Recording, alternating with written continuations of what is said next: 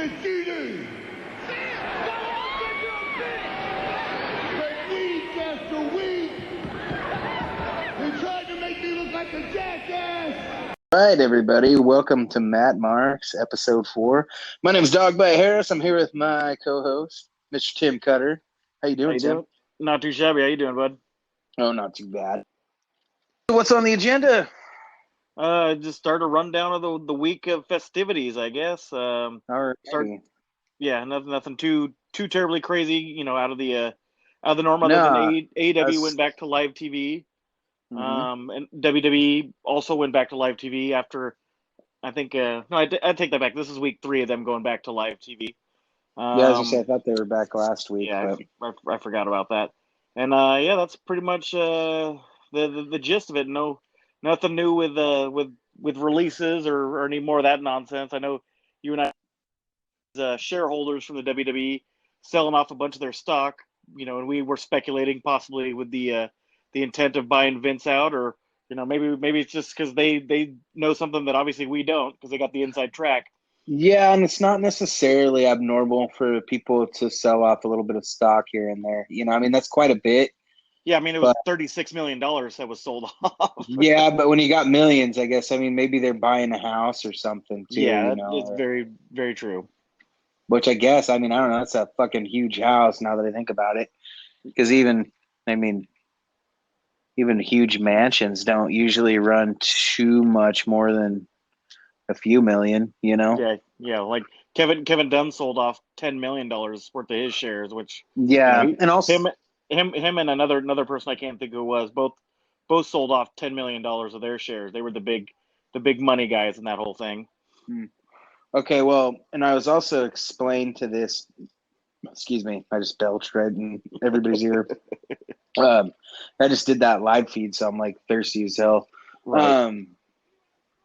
So I was reading up on it a bit after you sent me that link because I don't know. I've had a weird feeling something's going to happen for like about a year now. Right. And we kind of talked about Vince not looking good last week too. Right. So right. I started looking into it. So there's two types of stock in WWE, and I think it's probably in most companies. And the kind of stock that Stephanie and Triple H sold off was stock that anybody can buy. Okay. The majority of the stock that is out there that's not accessible is all Vince's. So It's basically set up that way so that if they have a shareholders meeting and say like somebody, shareholders are supposed to have a say in what happens with the business. Right. Well, Vince McMahon's share can pretty much override all that shit. Yeah, because he's the majority shareholder or whatever it is. Yeah. Nobody has access to buying that.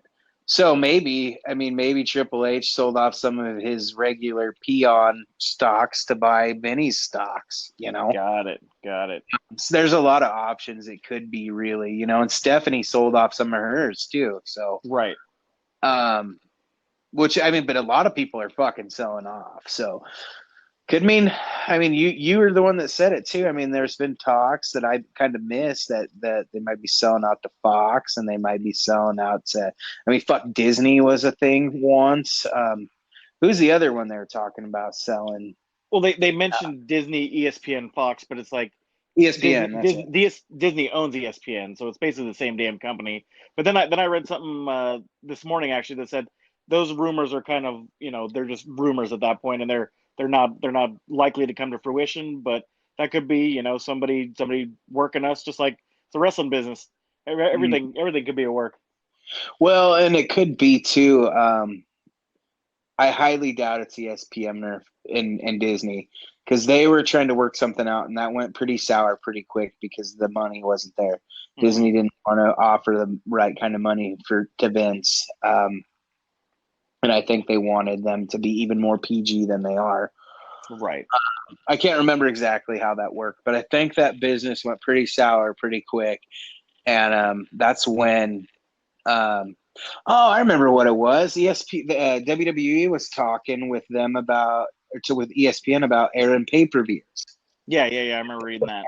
Yeah, taking them off the network, but they didn't want to pay enough to the company to do pay-per-views, and that was ixnayed like really quick. So, but they are pretty chummy with Fox right now, and Fox Right. wants it bad. Right.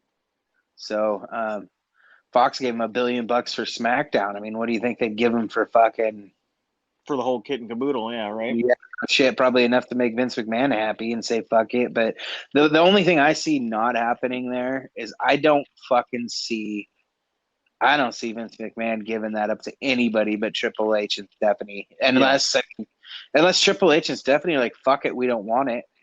We'll take our money and start a new company or something. Which I can't see them doing that either. No, yeah, I mean, I know NXT's his baby. I mean, that would be the only thing is like, let me keep NXT, sell off the other stuff, but this is mine. This is untouchable. Yada yada yada.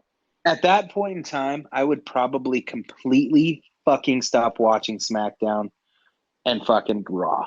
Yeah, I right. might keep an eye on it just to see what they do to it, but I bet it would get insanely ridiculous. Oh yeah. There'd be even more bullshit writers involved, and there'd be even more people that don't know a fucking thing about wrestling involved. But I would fucking be excited as fuck to see what happened in NXT. And I would hope Triple H would gut both of those companies and then just have a badass NXT. Maybe Right. do 2 NXT shows, and Yeah. yeah. But I mean, who knows, man? But I have had a feeling Vince can't be like, I don't understand why he still wants to do it. He's just a workaholic. He's like Yeah. fucking pushing 80, man. Like Yeah, 73, 74, something like that.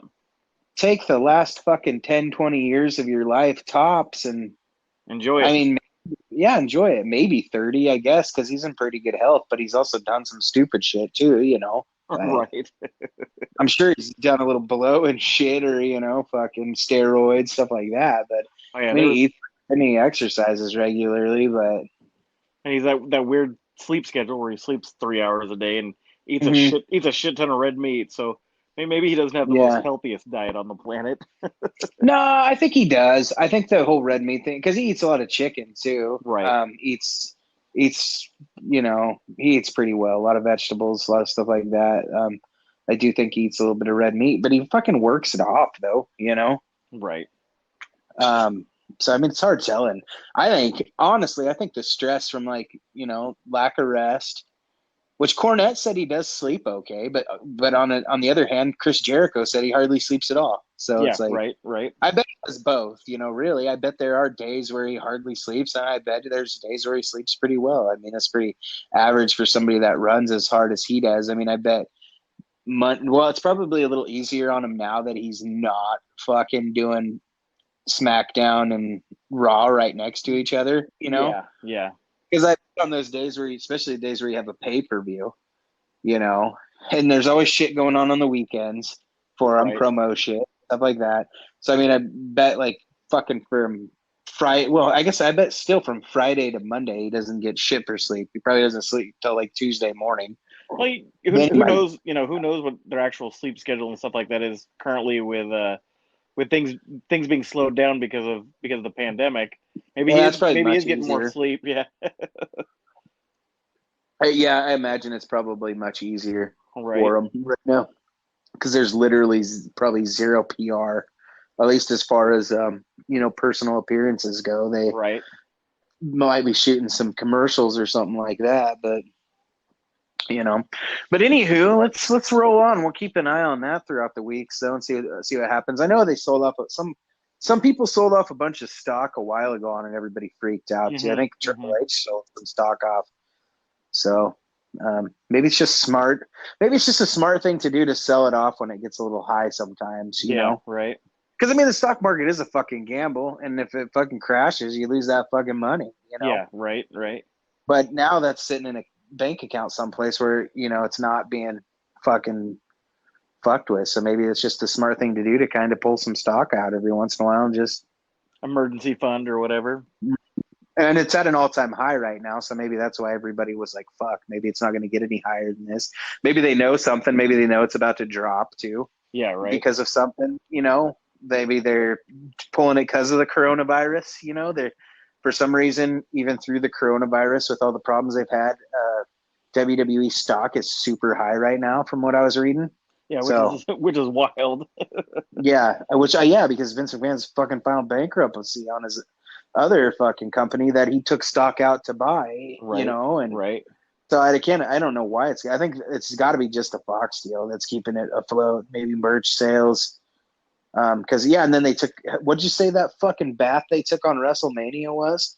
Oh yeah, it was like fuck. What did we say? It was 22 million. Yeah. Yep.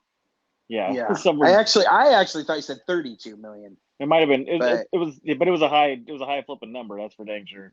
maybe Triple H took that fucking stock out to pay for WrestleMania. Yeah, right. I don't know. So, but what do you want to talk about first? Let's review some stuff. I'll be honest with you. I fucking watched the highlights from SmackDown and Raw this week. It absolutely seemed completely pointless. I think I'd spend a little more time giving a shit if they weren't so fucking long. You Yeah, know, yeah. No, it's totally. not very long, but fuck, it feels like it's 3 hours sitting through it for some reason. Well, To me, SmackDown feels just as long as Raw. it I have really, no it really does. It really does. And the only thing I give a shit on SmackDown right now about that I've seen so far is, is the Otis and Ziggler thing, which is quickly becoming boring. And then, Braun Strowman and Bray, which we've beat that like a fucking dead horse. So, Yeah, there's a but couple other things that are like the Forgotten Sons, just them being on the yeah, main that's roster is cool. intriguing, and then just the curiosity of who this hacker is. The rumor Hmm. of whoever this hacker is, and I read a new little thing this morning saying that the hacker might actually be two guys, and they're be coming back from time off TV to be a new tag team or something to that effect, Okay. being Chad Gable and Mustafa Ali, and they're both Huh. they're both the hackers. I mean, because people done a bunch of weird shit like slowing down the speeds of the video so they can hear the voices better. Like all the nerdy marks out there that are trying to do all Yeah. that stuff to figure out who it is, so they can be the first one to let the dirt sheets know. Uh-huh. Yeah, So that would be a good tag team, I think, if they wouldn't actually just completely fucking shit on him. Because Chad Gable's super fucking talented, man. oh yeah, I mean he was an Olympic wrestler. I mean he's a phenomenal Hmm. athlete. Mustafa Yeah, Ali's and no slouch himself. no, no. I mean, I fucking hated what they did with Chad Gable when they cut all his hair off and Shorty fucking G. yeah, that was so fucking stupid. Like right after they gave him a good push and he was getting some good fucking momentum. Yeah, Um, I mean, in my eyes, he kind of dropped off as soon as he left tagging with Bobby Roode. He kind of just yeah. kind of like became null and void in my eyes. Was Bobby Roode on that fucking list of cuts? No, he was not, but he's been very quiet. I don't know if he's been MIA because of the pandemic or what have you. But no, we haven't seen anything from him. I fucking love Bobby Roode, man. I hope they cut his ass, to be honest. Oh, hey, hold on. I just got some wrestling news. Oh yeah, Spoiler alert. Hold on, give me just a second to read it. Maybe it's something interesting. got it. Well, I'll go over SmackDown real quick. Like, so we started the show off with a Daniel Bryan promo. Then Daniel Bryan or King Corbin came out. Then they had a match that ended up in a no DQ ended up as a DQ because Corbin threw a ladder at Daniel Bryan. Then after the match, Cesaro and Shinsuke came out and attacked him, and Gulak made the save. After that, we had Braun cut a promo on Bray. It wasn't a super entertaining promo. It was just kind of the same old, recycled stuff that we've been seeing. And Sheamus took on a jobber. Then we had a Jeff Hardy vignette. Carmella beat Mandy. Forgotten Sons beat New Day, which is a nice victory to see. Then we had Tamina cut a promo. Then she got attacked by Bayley and Sasha. Lacey came out to make a save to set up a tag match for next Friday's or tomorrow's going home show before Money in the Bank this weekend. We had Dolph and Sonya cut a little promo, a backstage promo, and then we ended the show with Otis beating Dolph to become the final guy in the Money in the Bank qualifier, or I guess aside from whoever's going to take Apollo Cruz's place over there on the Raw side. Okay. So no, that was SmackDown. Okay, so the thing I just read actually involved Apollo Crews, which is kind of, I don't know. The plan is to have Apollo Crews turn heel Stable, and join. yeah. The Yeah, stable. and join. I was already had that in my raw notes. Oh, did you? Yeah. Yeah, that's a Meltzer report there. Okay. That's what he's saying is going to happen. So, Yeah, with Shane Thorne and Brandon Vink, and then still having MVP be the mouthpiece of that stable. yeah, I mean, it might be good. Who And knows? I was kind of like, what the fuck when we saw MVP coming back for Money in the Bank qualifier. I was like, why are they have so much young talent. Why are we bringing back old guys? So then after he lost that first match to, I think it was to Apollo if I remember correctly, or no, it was Alistair Black or Apollo. I can't remember whoever he lost to. And then he came out with the MVP lounge and it was kind of this talking figure. I was like, okay, I can get behind him being a voice. I don't want to see him in the ring. I don't give a shit about him in the Mhm. ring, but he's a great talker. Yeah, And if he yeah, if he leads a stable, or if he just does a segment every week or every other week or whatever the case, I'm cool with that too because he's great behind the mic. We'll leave it at, I'll leave it at that. He's great behind the mic. yeah. I didn't know a lot about him. I think we talked about this last week too, but I didn't know a lot about him. But I think we both were talking. I was like, I actually really enjoy this the show he's doing. So hopefully, I mean, I could give a shit less about him in the ring. I don't think he's necessarily bad. He's just not really entertaining to watch. And like you said, I feel like there's a lot better talent to be focusing on. And but I think MVP, as like you said, as the mouthpiece or as doing a show or something like that, could really contribute something to, especially all three of those guys. Apollo Crews could really benefit from a guy like MVP being his mouthpiece, I think. And even if they just get some time on the road together to maybe have MVP just give him some tips on how to talk himself. Mm-hmm. Mm-hmm. Obviously, WWE's got a little bit of faith in Apollo Crews after they just made those big fucking changes. I mean, I would think he'd be pretty high on the list of somebody to cut. Yeah, I mean he's I wouldn't say he's injury prone, but they just haven't found a place to put him, and he's been in and out of action a couple different times, and yeah, he is Hmm. somebody that I expected to get released. That I was very surprised when he did not get released. He's Yeah, he's got for a sure. great look, super athletic. He just isn't that great on the mic. But if you got MVP as that mouthpiece, then that could be a great fit for him. Hmm. Yeah, I think that'd be pretty good, man. Um, but yeah, so that's pretty much the SmackDown, right? And I mean, I was gonna say I keep feeling like that's the SmackDown take home for Money in the Bank, but it's not. That's Yeah, tomorrow. tomorrow night. Yeah. So we can roll into BTE. It was a real goofy episode. Started off with the kick out challenge again. Broken Matt Hardy explained how false finishes work. So the attempt was to have Brandon Cutler kick out of a bunch of false finishes, but he ended up getting pinned like 6 or 7 times, and just a kind of goofy spot to keep him relevant on the show. Then the Jacksons and then their younger brother played a game of horse because they got nothing better to do. They're quarantined in California, but they they I played didn't know they they had played a brother. BTE horse. Yeah, he's definitely the ugly duckling or the black sheep of the family. Super unathletic looking guy. Name is Malachi, but yeah, he definitely doesn't look like he has a future in pro wrestling. We'll just put it that way. He should be doing a Poor podcast with guy. us. Then they had the quarantine confessions where Tony Schiavone basically said he's addicted to playing his PlayStation 4 right now, and he was going over all these games that he's playing. He's like, just got done and I finished Red Dead Redemption 2, and I played this, and I've been playing this and playing this. Played a lot of Madden, and yeah, it was pretty funny little segment between him and Cody. I'm starting to absolutely love Shivani more Oh, and more by the Schiavone week. is, yeah, like I was a big fan of him in his WCW days, and when he Uh, kind of disappeared and did some onesie twosie spots on some of the lower tier stuff, I didn't really see it, but now that he's back on major TV, oh man, it's great. I love listening to him. Just mhm. do his thing, and him and Chris Jericho, the last couple of weeks on Dynamite have been so entertaining together, so Yeah, they had a entertaining, lot of chemistry. right? Then we'll keep continuing on the BTE. Then they kept going with this Luchasaurus gimmick where he's lost his tail and he doesn't know what to do because he can't find his tail. I And keep forgetting about that. That's so fucking then hilarious. he hooked up with his PWG former partner Super Panda, and they went to go look for his tail together. It was pretty funny little thing.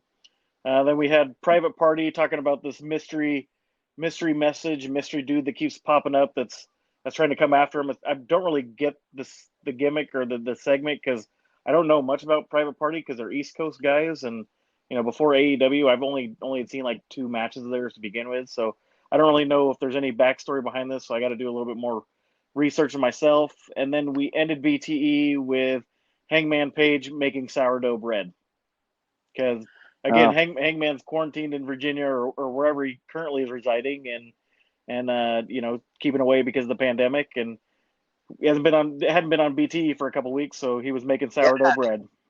fucking show up last week. I bet he shows up this week. I have a feeling he'll show up this I week. was hoping he was going to be there at the end of that street fight this week. Hmm.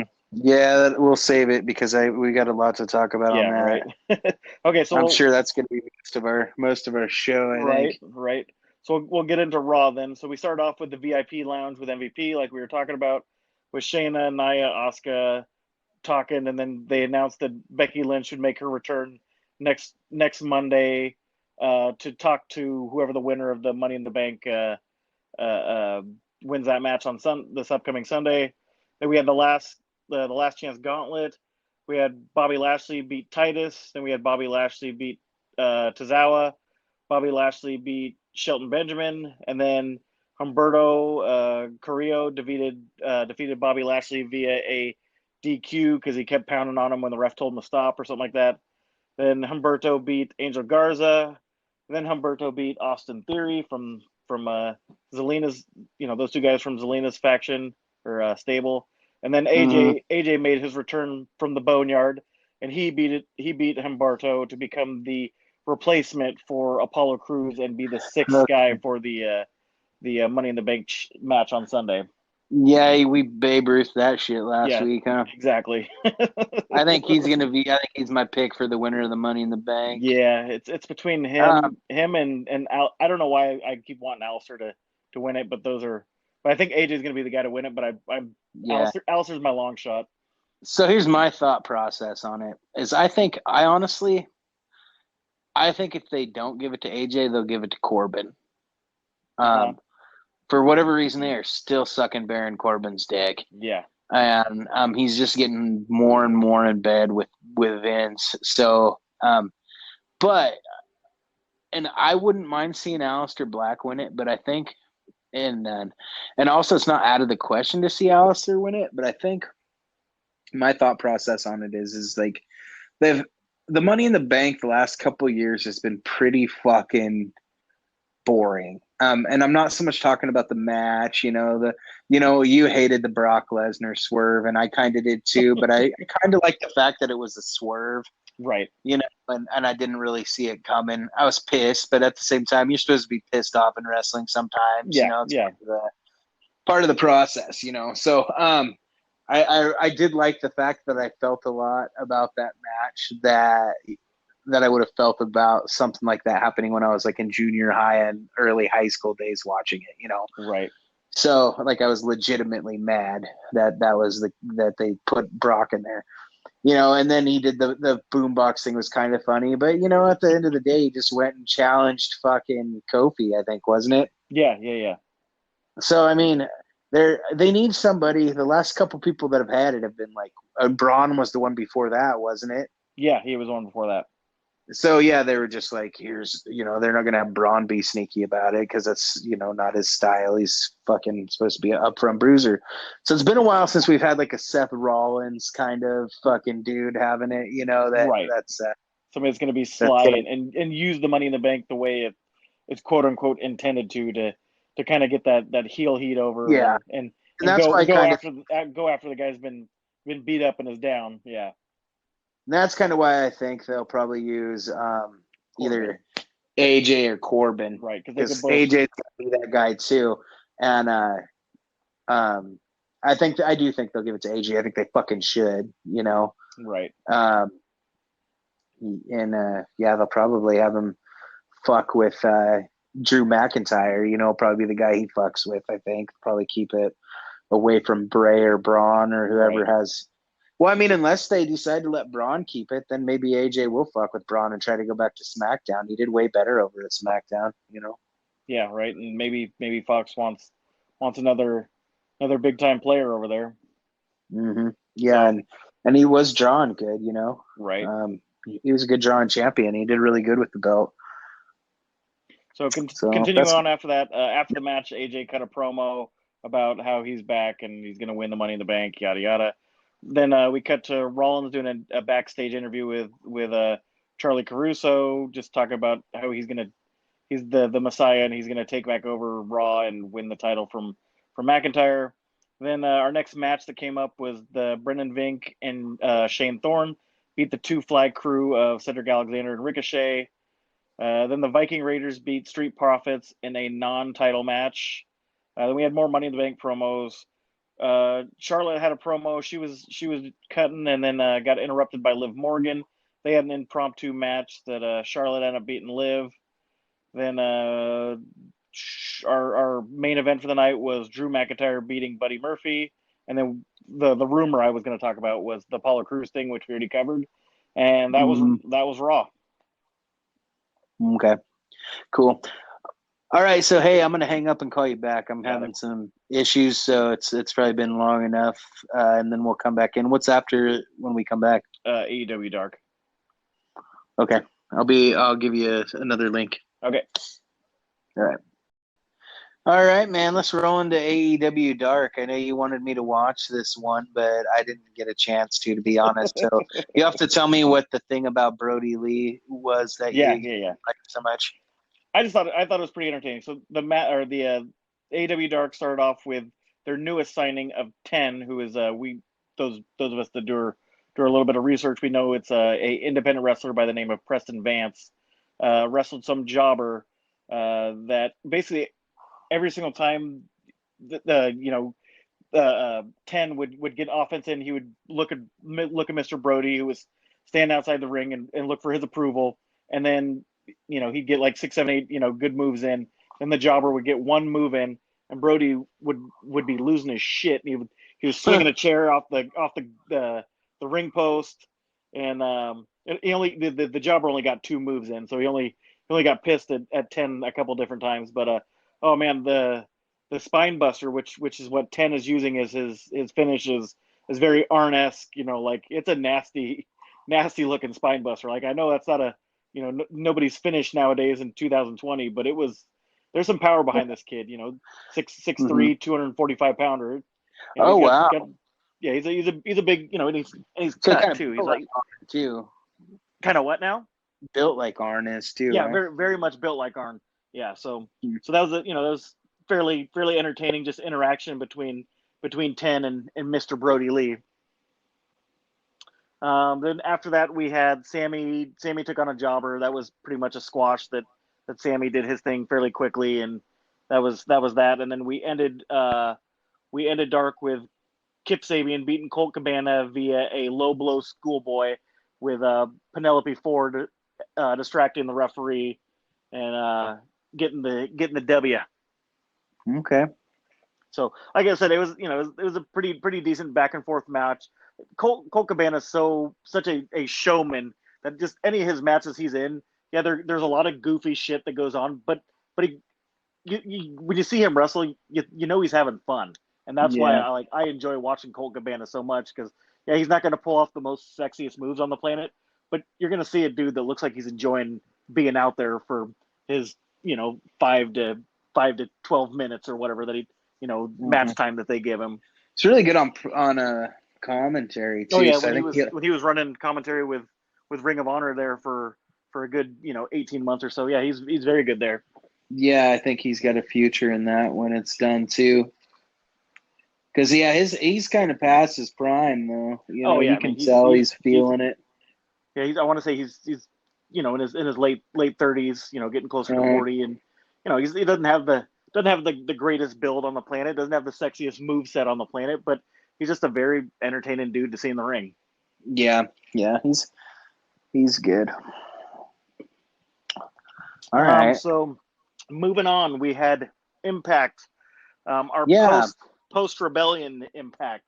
You know what? I actually fucking really am digging Impact. I'm glad that you got me into watching it because Because you were kind of like, whatever, just go fucking watch it, and uh, I, it's not that good. But I was kind of like digging some of the shit, you know. it was entertaining, but it was after watching the main event, and the main event was I thought was so good for that triple threat for the X Division title that it kind of overshadowed the rest of the night, and I was Yeah. like, oh man, just even if you just fast forward through everything, just watch the main event because the main event was fucking badass, Well, you know what? And I didn't even get a chance to. I've right? watched. That's what you were telling me. I was gonna go back and watch it, but I just haven't had the time. You know, I ended up getting the shits from Bucknum's food, so I watched every bit of it, and I was like, wow, this isn't bad. You know, I mean, I actually thought it was kind of a rocky start. Like I Callahan was not very good on the mic. I didn't think. No, it didn't feel very No, it fluid, was the interaction. very. And then Ken Shamrock is never good on the mic, so he didn't save anything. But then, I mean, Mike Elgin came out. He pretty much saved that whole shitty segment. Right, and he hasn't, in my opinion, hasn't been a very good talker, in previous No, weeks. yeah, you're right. Yeah, but he did really good, I thought. Fucking A, they really need to change his fucking ring gear, though. He looks fucking ridiculous in that shit. Right. There's a bunch. That's one thing I did note is that their fucking ring attire for a lot of these guys on Impact are fucking stupid. Right. You know, and but yeah, and then what we rolled into the Willie Mack thing, right? Yeah, he cut the promo on Chris Bay. Chris Bay, said he was the number one contender, and then our first match was Triple XL with AC Romero and Larry D taking on Yeah. Jake Christ and Madman Fulton from OVE. So last week I kind of shit on Willie Mack as a talker, and I Uh-huh. made this note that I was like, I kind of like it now because I think that's just how he talks in real life. Right. He I definitely doesn't really have think that he talks like, wrestler talk. Yeah. well, and I've known a few people that like him that do tend to talk like that, just like in real life, you know. So even Right. though the promo might be kind of shitty, it's very real. I think, because I think it's just him, Yeah. Like which there isn't kind of, much a gimmick. It's just Willie Mack is Willie Mack. well, and I was thinking he reminds me of Derek Lewis from UFC, actually. Oh yeah. Oh, well, The guy that talks about what was it? Something about his balls nuts. being Yeah, his balls being hot. hot. Balls was hot, is what he said. And that guy, I watched him on Joe Rogan a few weeks after that, and that's how he talks just all the time, and he's fucking hilarious. So it kind of was like, I was like, I kind of dig Willie Mack, actually. He's pretty good in the ring, too. Yeah, I But mean anyways, for a dude that doesn't look super appealing in his ring gear. I mean he's definitely a very athletic guy. yeah, and I like those guys. I have a soft spot in my heart for them because, I wouldn't look real good in ring attire either. But I like to think that maybe there was a time I could have been good, Right. Back in the day, Piper had a school in Portland, and so did Right. Colonel DeBill, I think was his name. Okay. Or Colonel DeBeer. And me and Jody had talked about when we were living in Eugene, maybe giving it a try. And to this day, I still fucking regret not fucking just going. And Giving it a shot in the dark. Yeah, right. yeah, I mean, I wish like life was like a choose your own adventure, and you could like Right. go back and redo things if you didn't, because that's one moment I would have been like, fuck it, let's just fucking go do it, man. Let's fucking throw caution in the wind and go see if we can make it happen. Because around that same time, I believe Daniel Bryan was wrestling in the Pacific Northwest. So there was like a small independent scene that was Mm-hmm. that turned out to kick out a couple good guys too.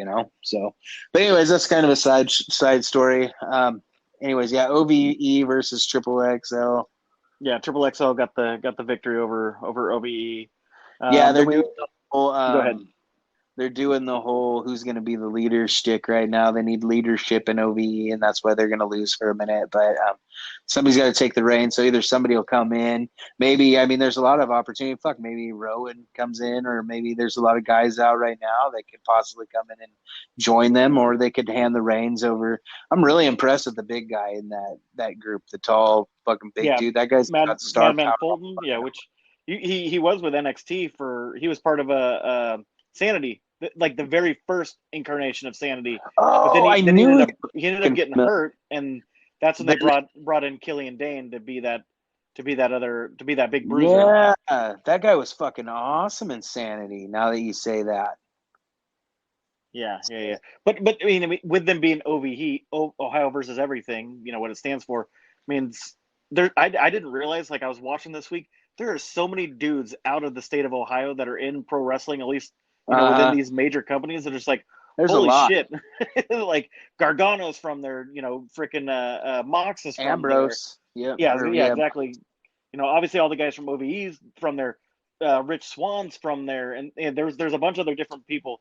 Dolph is originally from Ohio. Miz is from Ohio too. Yeah, I mean, Miz is from Ohio. Yeah, exactly. So I knew a lot of folks were from Ohio, but I didn't realize how many folks were from Ohio. So yeah. Anyways, I assume that they're gonna have if they're gonna bring in somebody for new leadership, they're gonna probably take somebody that has Ohio roots or whatever, and bring them in as a leader, or maybe they'll just kind of have them be a bunch of misfits for a little while till they get things figured out, whatever they want to do with them next. Yeah, well, they were talking about having one of the smaller guys that kind of is probably better on the mic, or kind of a better leader to one of do the Chris brothers. Yeah. He doesn't look as good, but he might contribute elsewhere, Right. So I really like OVE, though. They're probably one of my favorite factions that I've seen so far. But yeah, I'm a big fan too, and was very, very bummed when Sammy, turned and doing his hacker, freaking singles run that he's doing, because I was like, oh man, he's such a good leader of OVE. But oh well, they must have something in the works. Yeah. So I got a little note here too that I just want to give I just got to say I really like the dude on commentary too. What's the guy's name that does commentary for Impact? Josh Matthews. Yeah, is he like one of the owners of it, or one of the guys running? No. See, he was a tough enough guy. Okay. And yeah, he was a tough enough guy, and I love the interaction between him and Madison Rayne, because they're married in real life, and just their interaction is fucking hilarious. Like, every single time when I'm watching with Melanie, I'm like, here, come listen to the stuff that they're talking about, because this is all this funny shit she's saying, about how she's so much better than him, but at the same time, it's like, anybody that that knows wrestling knows that they're married or whatever, they have a relationship. They have a really good spark on the commentary table together. Jim Cornette, I'm going to reference him again. He's always talking about how he thinks that a 2-person commentary team is better than going like the 3 or the 4. And I'm not sure how to feel about it, but I was kind of trying to pay a little closer attention since there is only 2 on that commentary team. And, he might be onto something. It gets a little busy behind that commentary table when there's too many fucking people back there. Well, I mean, if you look at all other major sports, there's always 2. So I'm always like, and it's always been associated with one guy's the play-by-play, the other guy's the color. So, like, the third guy that's part of the WWE, their deal, or part of AEW's, like, what does that third guy technically do? Well, and then if you think about WWE, up until probably 98, 99. It was always a 2-man. Yep, and I think the only reason they went to 3-man is because WCW did, and they did it just to try to make themselves stack the deck against WWE. Right. Yeah, because then they put Bischoff on there, because Bischoff had to be part of the fucking, roster, right. Which he was pretty good on commentary too. But they put Heenan out there because they wanted to rub that in WWE's face, and they put Zbyszko out there, but I mean, some of the best commentaries. I mean, Gorilla Monsoon and Bobby Heenan were 2 of the best commentaries. Macho Man and Vince were phenomenal together. Yeah, I was going to say Vince was with a number of different guys. Vince did a great job with Bobby Heenan as well. Right, right. Vince did a good job with Jesse Ventura for a minute. Mm-hmm. He did a good job with Gorilla for a while too. There was a lot of people that he worked with. But I mean, and then you go, of course, I mean, the classic is JR and King, Right, before right. the King started falling off, and well, I mean, JR kind of has too. But to be honest with you, it's been kind of nice not having JR on the commentary. I think, well, fuck, AEW's been running a 2-man team, and it's been great. Yeah, except for this week when they ran the 3-man, and I they seem to be gelling more because it didn't sound as clunky as it had in the past. So I don't know if they were doing a bunch of stuff, during their downtime or whatever, but it sounded actually very fluid between the three of them, and it never felt like anybody was talking over each other, and it felt very smooth. And I was very, very pleased. As much as I wasn't shitting on 3-man teams, but I prefer 2-man teams, or prefer 2-man team over a 3-man team. But like I said, it sounded very, very fluid this week. Yeah, it was a lot better than past. But yeah, anyways, we'll keep going. So yeah, we'll keep going. So we had a backstage segment with Jessica Havoc, with Madison Rayne. Didn't really have anything except for they introduced another knockout, a gal by the name of Kimber Lee, which I believe she's wrestled on AEW early on, and she also wrestled in, I want to say, NXT as a jobber a couple different times. But anyway, so she interrupted Havoc during their backstage segment, so they got a match set up for next week. Then we cut to a Cody Deaner vignette, who's been this is my first introduction to the Deaners. I like the Deaners. I fucking really like this guy. He's great. And then I didn't realize he had a brother until Jake Deaner. Cousin Jake. Cousin Jake. Cousin Jake. It's like, oh, there's multiple Deaners. This is going to be interesting. So, yeah, I think he got me on Impact, man. Yeah. I think I'm going to be watching it every week now because Canadian rednecks.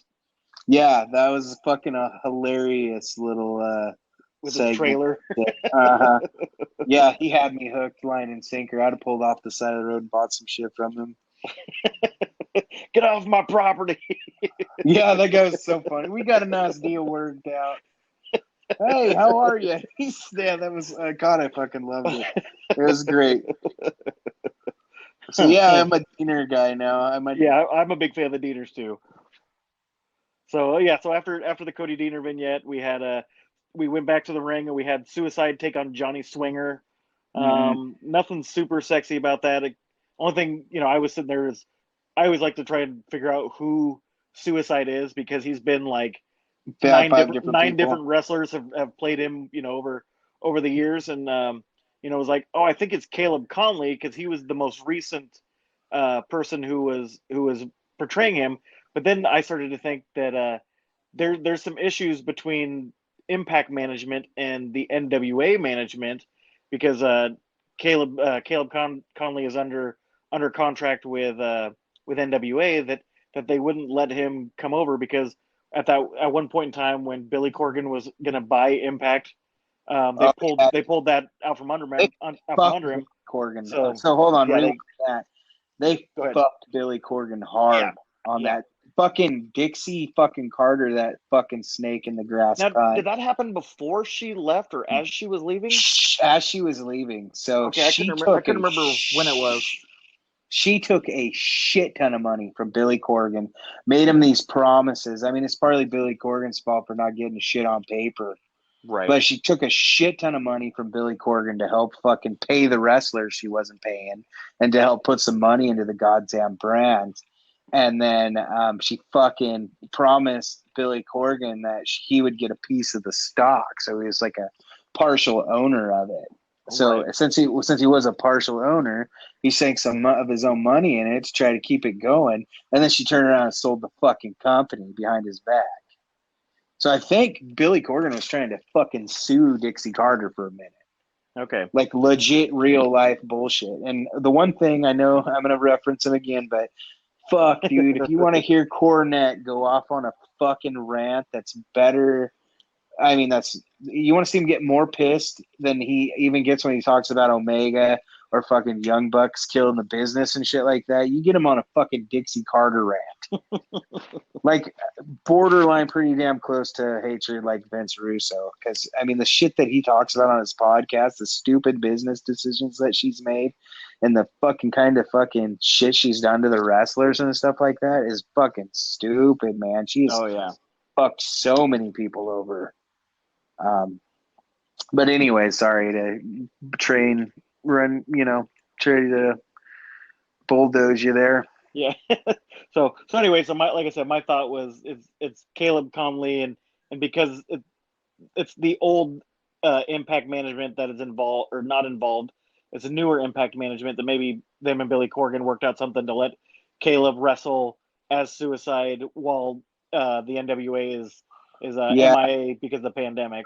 Doubt that he probably has a good, I doubt he probably has I doubt he cares a lot because they're the people that bought it out from under him too.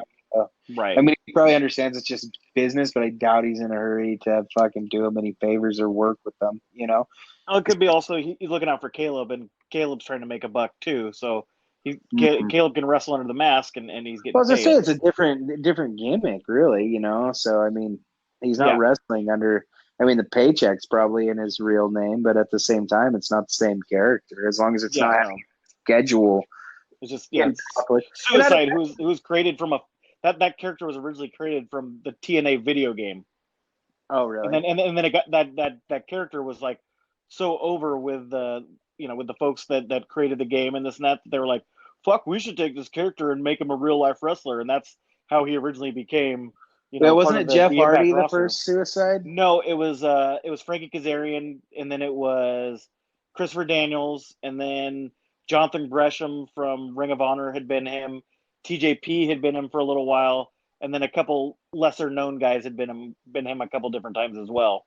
But Caleb Conley had been him from 2015 to 2017. Then the Suicide character disappeared, and then he just resurfaced like 2 weeks ago on Impact, and that's, like I said, that's what made me think it's Caleb Conley. Plus he's got this little mullet thing growing out the back. I could see his hair, and I was like, that's the last picture I remember seeing Caleb Conley have as a little bit of a mullet going on. So yeah, maybe it is him. I don't even know who he is. I'm pretty stoked. I should go back and watch some of the old NWA. But fuck, dude, my whole week is consumed with wrestling. I barely watch anything else on fucking TV anymore at all. So, well, every week that you and I are doing the podcast, I'm still not caught up all the way to where NWA is current. So I always get to watch at least 2 or 3 episodes. I don't hear what the hell's going on because you and I are talking, but I have at least 2 or 3 episodes playing while we're doing the podcast. Oh, really? Cool. Yeah. So right now we got Aaron Stevens cutting a promo with Colt Cabana. Aaron Stevens, formerly Damian Sandow. That's right. Yeah, he's doing really good over there, it seems like. I watched a little bit the other day and did see him on there. I really like that old style of show they're doing. Oh, that studio show. I really dig that. Mm-hmm. Yeah, Cornette was talking about that too. I didn't even know. I didn't even think about those. I guess they were kind of big for a while,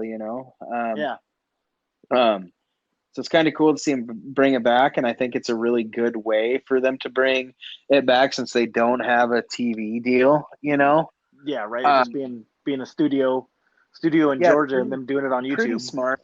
I don't know how they're paying for it. I mean, maybe sponsorship or something like that. Since there's not a lot of money in it, it's probably got to be sponsorship or but probably a little bit of Billy Corgan's love for wrestling, I guess, Yeah, right. Because the thing is, so it's kind of a weird deal that Corgan has with the NWA and owning the trademarks and stuff for it. Mm-hmm.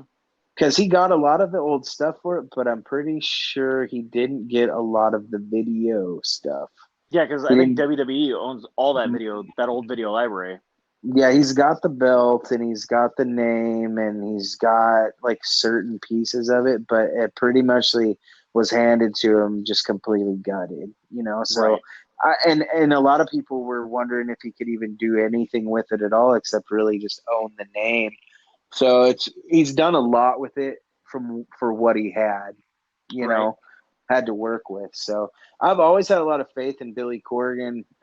He's a fucking really knowledgeable when it comes to wrestling, and I always thought that maybe he would be a good guy to own. I remember when he first started talking about doing this, and he bought that little company out by Chicago. I can't remember what it's called. Do you remember when that happened? Yeah, was it Global Force? Yeah, no, that was Impact. That was turned into. that was Jeff Jarrett's other company that was a spinoff from Impact. Yeah, I can't remember, but they were just doing like monthly shows, and he'd bring in a lot of, he'd bring in Tommy Dreamer, a lot of fucking old ECW wrestlers, shit like that. So, It wasn't the House of Hardcore thing, was it? No, but I think it was a little bit like the House of Hardcore thing. Okay. But I was pretty stoked to see that he was starting one. I remember when that happened. I think Owen was still alive when all that shit was going down, because I think that we were talking about it a lot. So we might not have known each other that well, and you might not have been into wrestling at that point in time, because I think you got Resistance Pro Wrestling. That's Resistance. Yeah, Resistance. What it was. In 2011 to 2014. So your my relationship started 2014-ish. So yeah, it'd been the tail end of that. Mm-hmm. Or friendship, not relationship. Sorry. Well, you never know. What happens in a wrestling podcast stays in a wrestling podcast, right? Or whatever. For our 15 to 10 viewers or listeners. Yeah. We can edit things out later. Yeah, I wonder what we're getting on Spotify. I think our Spotify is a little hotter than our Anchor account. And I haven't really been looking at our YouTube videos. I should go check the views on that. We got a comment on it the other day, so I think we're picking up a little steam. Okay, cool. But yeah, we knew it was going to be a slow build. Right. Well, let's continue on with Impact so we can get through Tuesday night. After the Suicide Johnny Swinger match, we had a backstage interview with Moose. They announced that there was going to be an eight-man tournament to determine who was the number one contender for Tessa Blanchard's Impact World Championship. Moose was introduced in this, but he's like, no, I'm the true champion. I got the TNA World Championship, and he said, nope, even though I'm in this tournament, I'm bowing out of it, and I'm not, because I'm the champ. They're gonna have to come fight me. So I imagine there's gonna be some struggle, after this number one contender comes out of everything, that there's gonna be a Moose Tessa number one contender thing going on, I imagine. Yeah. Then after that, we had Joseph P. Ryan took on Cousin Jake from the Deaners. He looks so fucking weird with that fucking beard. Right. It's like Ned Flanders kind of with a beard. Right, and is just straight, not straight, what's the word I'm trying to use? It's not straight edge, but just uber like soccer dad. Yeah, conservative soccer dad kind of look to him, from the guy who used to flip everybody with his dick. Yeah. So anyways, so Joey Ryan, I'll never call him Joseph P. Ryan. Joey Ryan beat Cousin Jake via an eye poke and then a schoolboy roll up, and then was holding the trunks for the win, in typical heel fashion. And then the segment with the North defending their world tag titles from the Battle Arts Academy in Canada against the Creeps, those jobbers, the Creeps. That was pretty entertaining little segment. What else? Then we had a Rosemary promo. Not much was came from that. And then we ended the night with the Willie Mack, Chris Bay, Ace Austin X Division title match. And like I said, I wish you would have watched it, because it was, wrestling wise and guys hitting spots. It was a very, very entertaining match. Willie Mack ended up retaining, but everybody got their spots, and there was a bunch of cool shit that went down on it. It was a great, entertaining wrestling match.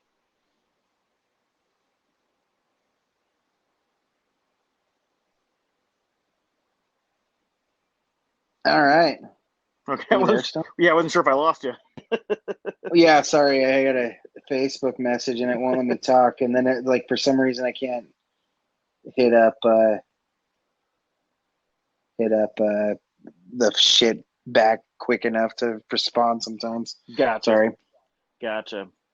And then we ended our Tuesday night with Dark Side of the Ring, was it Cocaine and Cowboy Boots, the Herb Abrams story of the UFW, and yeah, that was it was entertaining, but it also didn't.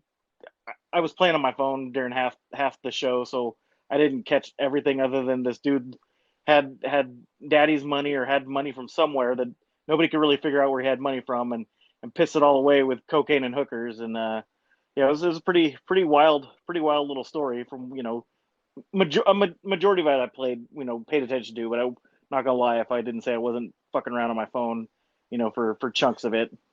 I actually really liked it. I thought you would too. Actually, I was kind of surprised you fucking didn't dig it because I thought it was pretty entertaining. It was Well, pretty it entertaining. was just super redundant. Like the guy's got a cocaine problem and has a prostitute problem, and like that's was like every couple of minutes, like, yep, here's Herb doing more coke and got Mm, escorts. Up 5 minutes later in the story, yeah, here's yeah. Herb doing more coke and hanging out with escorts. So it was like Well, it just you know felt what? it was very recycled.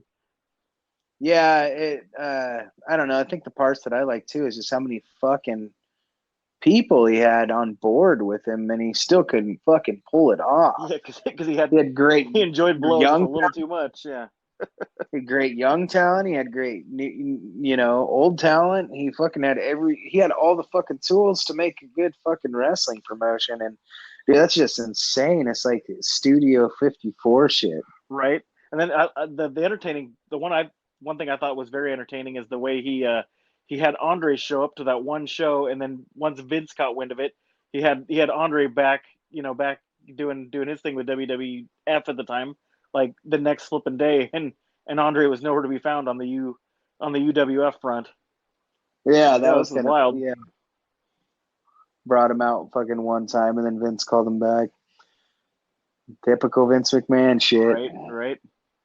So yeah, like I said, Mm. that ended our Tuesday night, and then the Road Warriors story is next week, and then our season finale for Dark Side of the Ring, the Owen story, is in 2 weeks.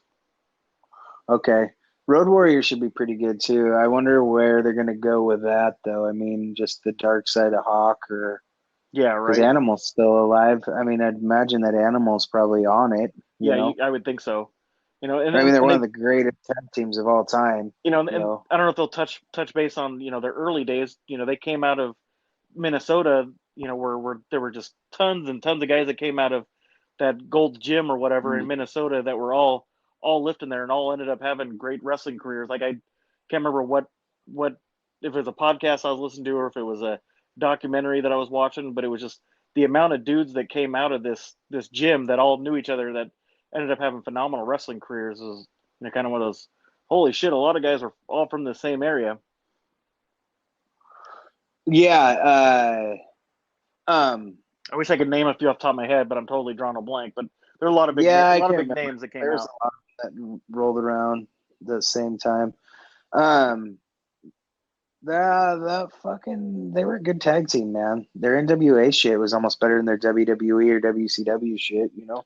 Yeah, I mean, I first got introduced to them when they were the Legion of Doom before, or this is in Hmm. between, which was their WWF stuff, which was in between Hmm. their Road Warrior stuff. So that's when I first got introduced to them as a youngster, and they were by far my favorite tag team growing up. Like whenever you had one of the arcade games or the Super Nintendo or Nintendo games that had the Road Warriors in it or the Legion of Doom in it, it was always, yep, I get Hawk and Animal. I get Hawk and Animal. These are my dudes. That was my team Yeah, growing up. I always liked Animal the best. Yeah, as did I. I was always more of an Animal fan. It must have been the mohawk instead of like the double side head mohawk. Oh, and the fact I really liked when they painted the spider on his fucking Right, face. right. The spider was better look than the red and black little Yeah. symbols that Hawk had. And then Hawk always seemed old because he had that reverse mohawk. Right. So now we can get into AEW Wednesday night. Yeah, like I said, they after 5 weeks, 6 weeks, whatever it was, they finally were able to go back to a significantly smaller crowd with just wrestlers, staff, and a little bit of friends and family in attendance. But they finally were able to go back to live TV. Excalibur and Jr. were back on commentary with Tony, and Yeah. And I'm not gonna lie, like watching their show, even with the super limited crowd they have, it just has such a better feel than Oh any man. other product on that's currently trying to go live Well, right now. we'll roll back. I mean, you're right, but there are definitely weeks that are harder to watch than others. Oh yeah, But this week for was a sure. very, very good one. A very, very good week. I absolutely hated the first match, I though. know I you did. expressed my, and it wasn't Joey though. Even though I did like write in my notes here, ha ha ha, Joey's hair looks fucking stupid. Oh yeah, it Uh, looks the dude needs to go to the hair salon. That's for dang sure. yeah, yeah, and it looked more like a bunch of acrobats in a fucking circus for a lot of it too. It didn't look like a wrestling match. It looked fucking too overly choreographed. Yeah. And then that goddamn Cody Cutter, dude, he needs to fucking quit that. You See, thought it looked a little better. I thought it I actually thought looked it was fucking worse. since he's been doing that Cody Cutter, he's been doing what is a springboard off the second ropes or whatever. But this little triangle, taking it from the top rope, 1 foot to the middle rope, 1 foot to the top rope, and then hitting the cutter that way. I thought that was the best it's looked since he's been trying to do it. Yeah, I mean, I didn't. I thought it looked like shit. he looked like he hit Joey at the right spot. He wasn't overextending, or Joey was in the right spot, or whatever the case. And like I said, it was the best it had looked so far. There was like 2 feet of fucking air between Joey's chin and fucking Cody's shoulder, though. Okay, And then yeah, like there's an awkward ass fucking how Cody grabbed him was awkward as fuck. It looked like the wrong if Cody would have fell fucking 3 inches the wrong way and not fucking would have just totally either. missed. Yeah, he would have either totally missed or he would have totally fucked Janela up by fucking hurting his neck or something. He would have had to have totally missed to not hurt him, and then it would have looked even fucking dumber. So it's a miracle that they pulled it off in general. I Right. thought, And, like shit. maybe it could have been the fact that this is the first time in a couple weeks that whoever Cody was doing it on had been closer instead of too far away. That's why I thought it looked Uh, better. I mean, it wasn't spectacular by any means, but it looked better because it actually looked like he hit the move instead of like grabbing the guy's top of his forehead and hitting the move. Like even though yeah, he he needs to connected just with the quit. dude's head, but it still didn't look fluid by any means. But it was the best it had looked since he's been doing it. Well, yeah, and I mean, I'll give you this too. I mean, I don't even know. I don't know how to feel about Joey Janela, to be honest with you. Like, I'm on the fence about him. But I'll tell you the one thing that's undeniable is the fact that he can sell some shit. So Oh if yeah, even Joey couldn't sell it, fucking Cody just needs to quit. right. He needs to stop it. He just needs to fucking stop the fucking Cody Cutter. I Yeah, think we're looking at something that I talked about last week, and I think that Cody is spending too much time in the office and not enough time in the ring practicing, and he's gotten very complacent, and he's kind of a little arrogant in there right now. I think where he's he came out of New Japan and had a Ring of Honor, and even his Stardust phase was some great matches, and he was really from the end of his WWE days to basically when AEW started, and he had some great matches with Dustin out the gate too. But a lot of those matches were really good, and now I think he was putting in a lot of time with those. He was practicing a lot, hitting the gym more. Now that he's got all this business shit going on, I don't think he's got enough time to practice, and I think that since he was so good then, he thinks that maybe he doesn't have practicing as high of a priority. That's my 2 cents on it. I could be completely wrong, but I think it just appears to me that he's trying way too much new shit live, right. I see that.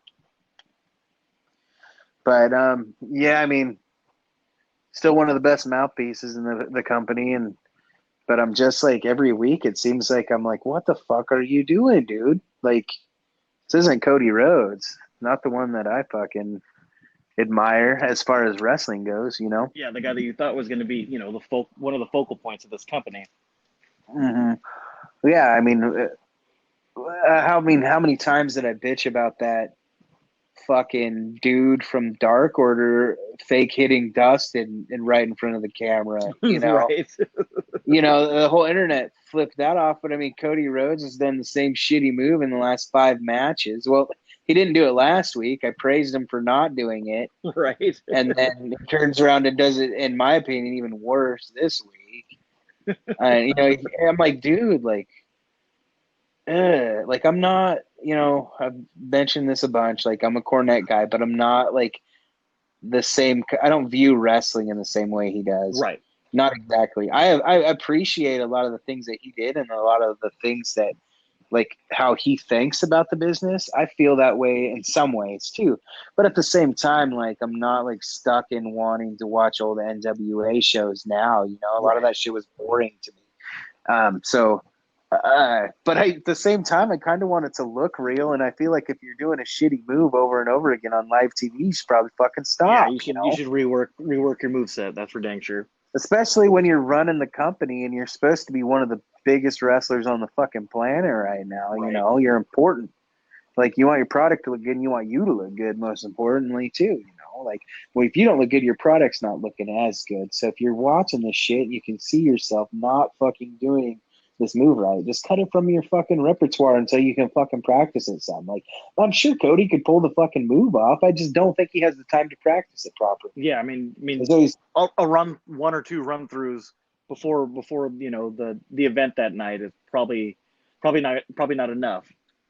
well, a lot of these guys are fucking greener than shit too. It's not like he's in there with fucking John Cena or Dustin or fucking guys that have been doing it for 30, 20 fucking years. A lot of these guys have only been on the scene for 5 fucking years. Yeah.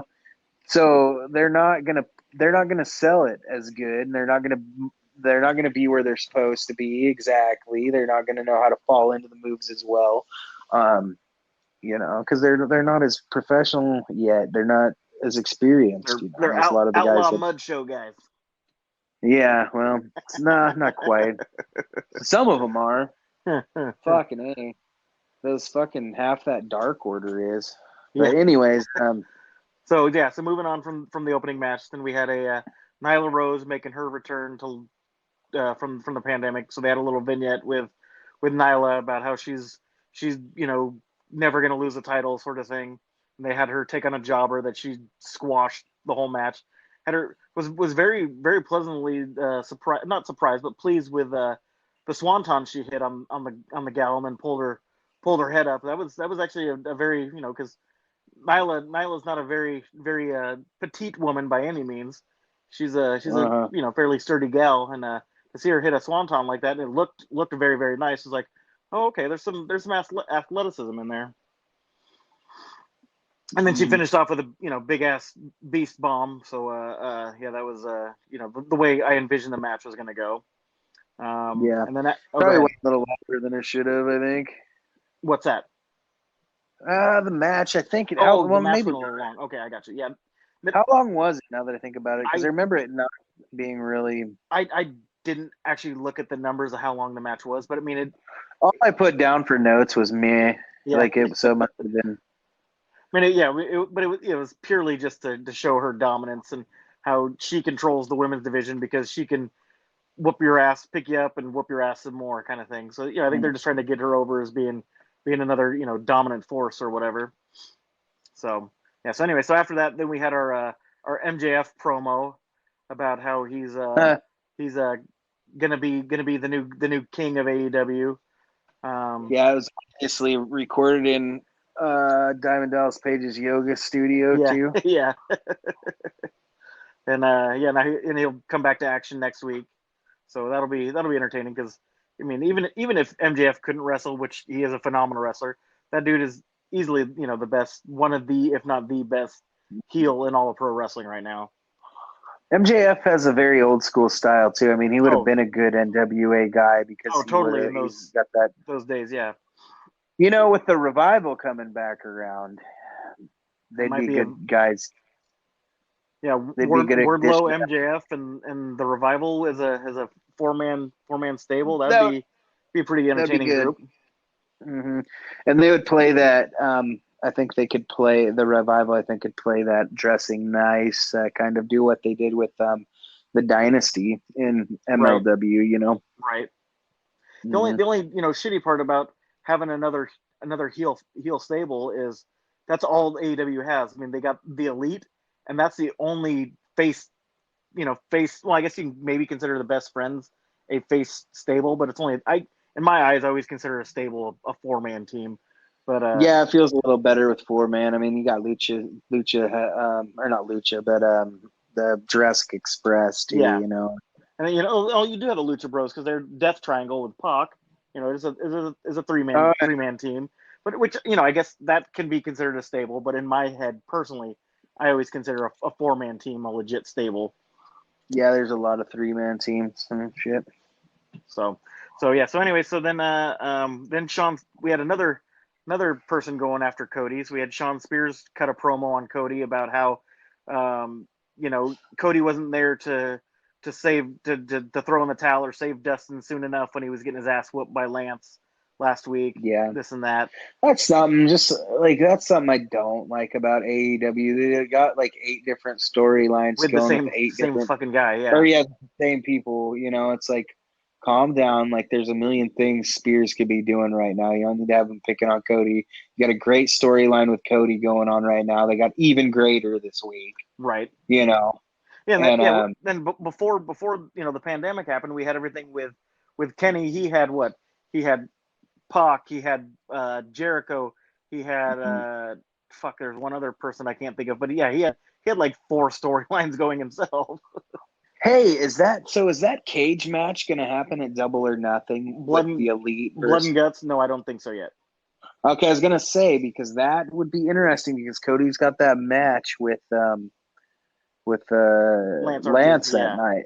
So there would be a perfect opportunity for there to be a match between all those guys, because none of those guys have been confirmed for a match yet, and have Matt or have Broken Matt Hardy take Cody's place, and then you would have a team, and I think that would work out. So maybe it could happen. I don't know. I mean, we got 2 weeks to figure it out. Well, wasn't Broken Matt Hardy going to take the place of the Young Buck? Of Nick Jackson, yeah. Okay, so he's already supposed to be in it, I think. Right. So that would leave either them a good opening to bring. Was it Nick that's out? Yeah, it was Nick that was out. That'd be a good opportunity for them to bring Nick back, or it would be a good opportunity for them, because I bet they have a couple people in their pocket right now. I'm gonna bet. So it'd be a good time to bring maybe somebody in as a surprise face. Right. But yeah, from our understanding, no, there is no nothing on the books for Blood and Guts to happen. I personally think that match should be held off until there's a crowd. It's going to be fucking fire. And the fact that there's going to be 11 people in the essentially in the ring. I mean, it's a cage match with 11 dudes in a ref. Oh, I guess the referee won't technically be in the ring. Or maybe the referee will be in the ring. Yeah, so I think so it's 11. Well, wouldn't it be 8? What's that? Wouldn't it be 8 men?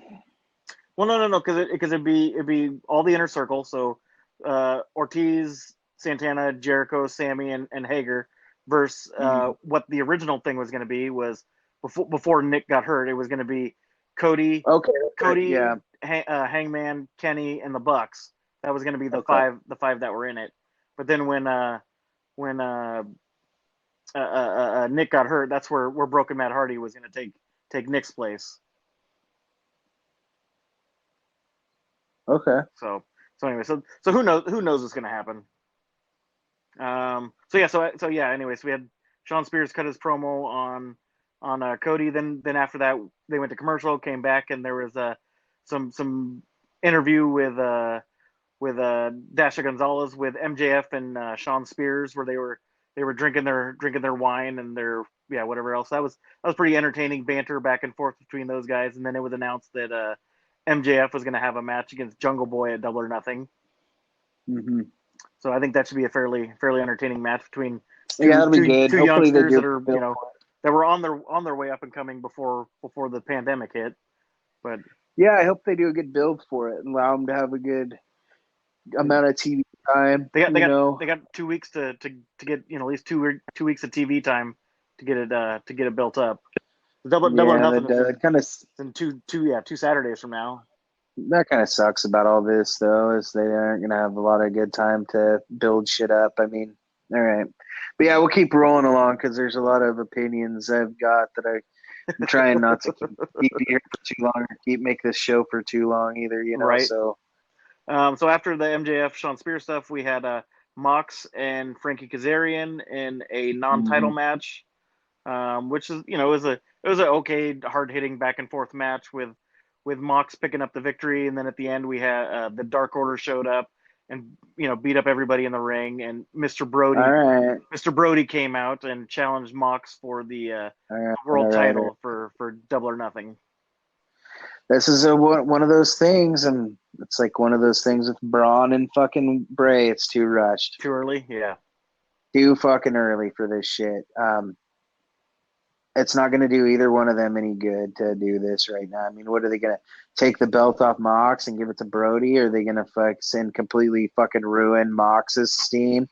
Or are they going to fucking, have Mox beat Brody and fucking then that ruins Brody's steam and the first relevant fight he has, is he going to lose or what? I mean, I know, I yeah. guess they could make it a no contest match or maybe, whatever. Well, especially But with Brody coming in and being the quote unquote mouthpiece for the "Are you tired of losing? Tired of losing?" And then you're going to have the leader of your faction lose, a big world title match. It's like, oh yeah, yeah, it totally bury the Dark Order. I mean, I fucking hate the Dark Order right, anyways. I think right. fucking dumb. I think, yeah, I don't fucking like it. I fucking never have liked it ever, regardless of Jim Cornette's opinion on it. I would still fucking hate it. Mm-hmm.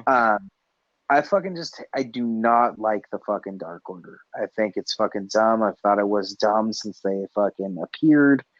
And Well, the shitty part when they appeared at Double or Nothing or whatever. Yeah, I think it was Double or Nothing when they showed up, and nobody knew who the fuck they were because they hadn't really been relevant outside of California. So on the mm, national stage, everybody, like, when we were sitting in the crowd, everybody's like, "Who the fuck are these guys?" And I had to do the same thing. I had to like quickly bring up my phone and be like, try to figure out who are these two guys, and they were known in California as Evil Uno and Evil Dos. Stu Grayson wrestled as Evil Dos, and they were known as the Super Smash Brothers at that point in yeah, time. So it was like when I did my little bit of research, like, okay, I know at least who these guys are, but at the same time, it's like not everybody else is as big a fucking mark as I am and gonna know who the fuck these guys are. yeah.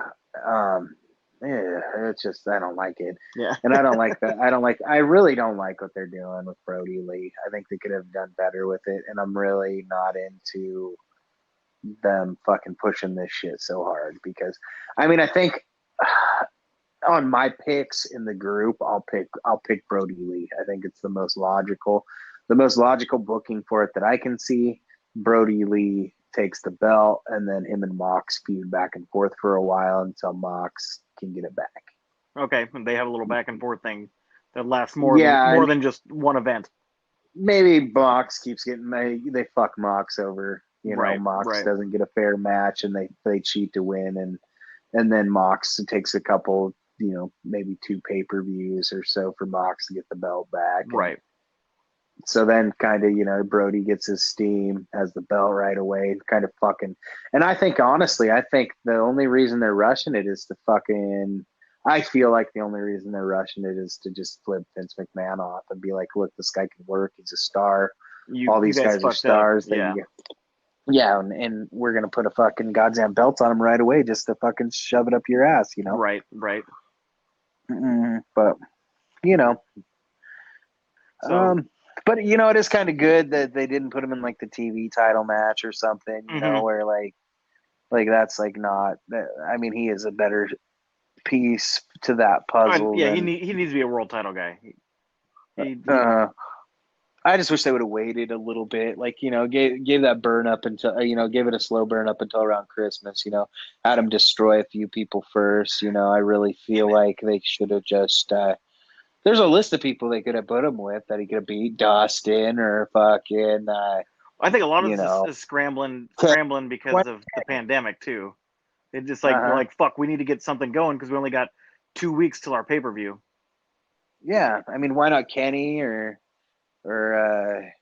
fucking and any of those elite guys? You know, Right. could have been a good one. And Luchasaurus, they could have had a good match with him and Luchasaurus, and I think that Brody could have beat him, and it wouldn't have hurt Lucha as much as it would have.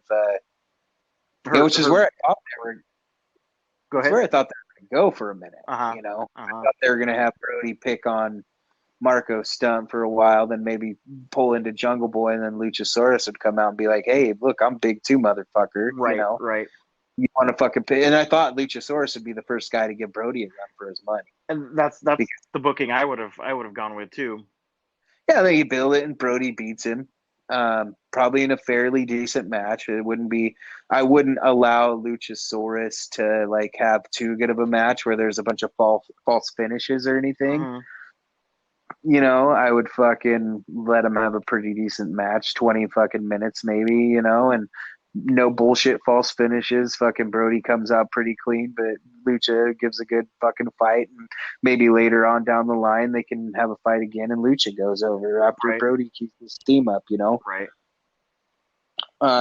But yeah, I wouldn't have put Mox out there. I mean, there's a lot of other shit for Mox to do. I would have put them together around Christmas time. Probably is when I would have had Mox drop the belt to Brody. Okay, I get that. Yeah, I think a lot of it just has to do with scrambling because of the pandemic and needing to get because they only had so many months to build up their brand before everybody kind of went MIA because of this shit. So I think it was just like, oh fuck, this is what we need to do kind of thing. Well, and they've got a lot of pieces in this chess game right now that's just they don't want.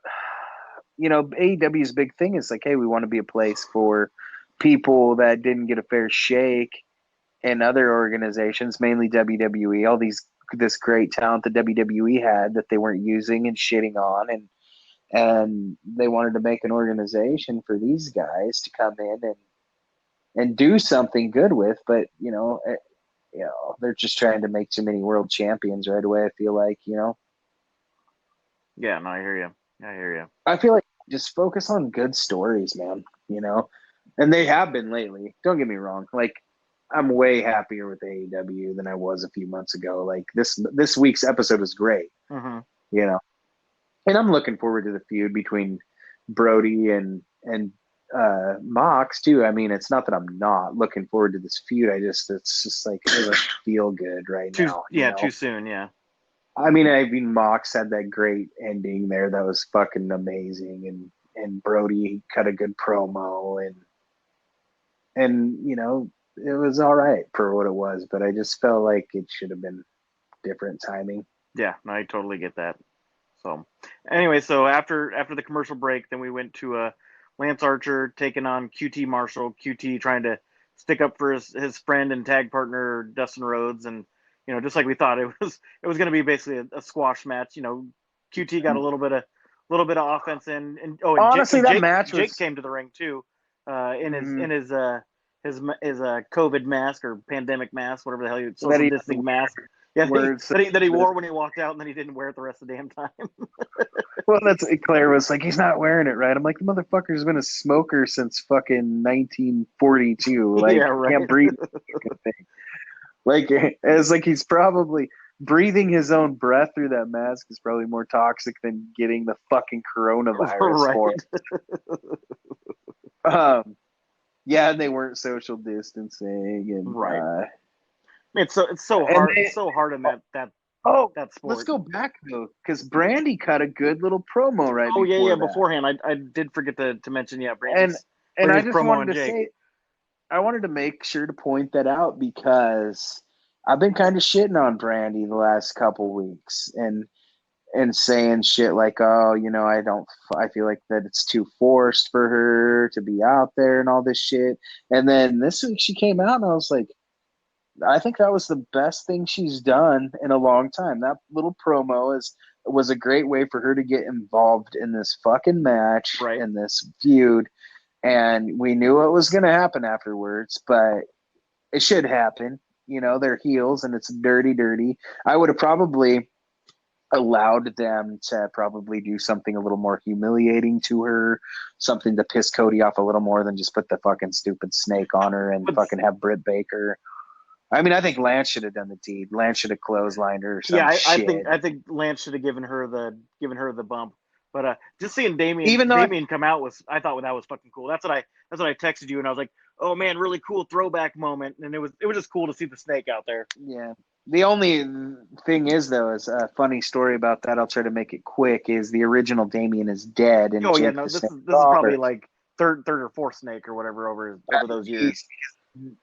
Jake the Snake got a fucking nice little fine from the state of Georgia, I think, for animal cruelty against that snake because he left it in his fucking garage for 2 months without any food or water.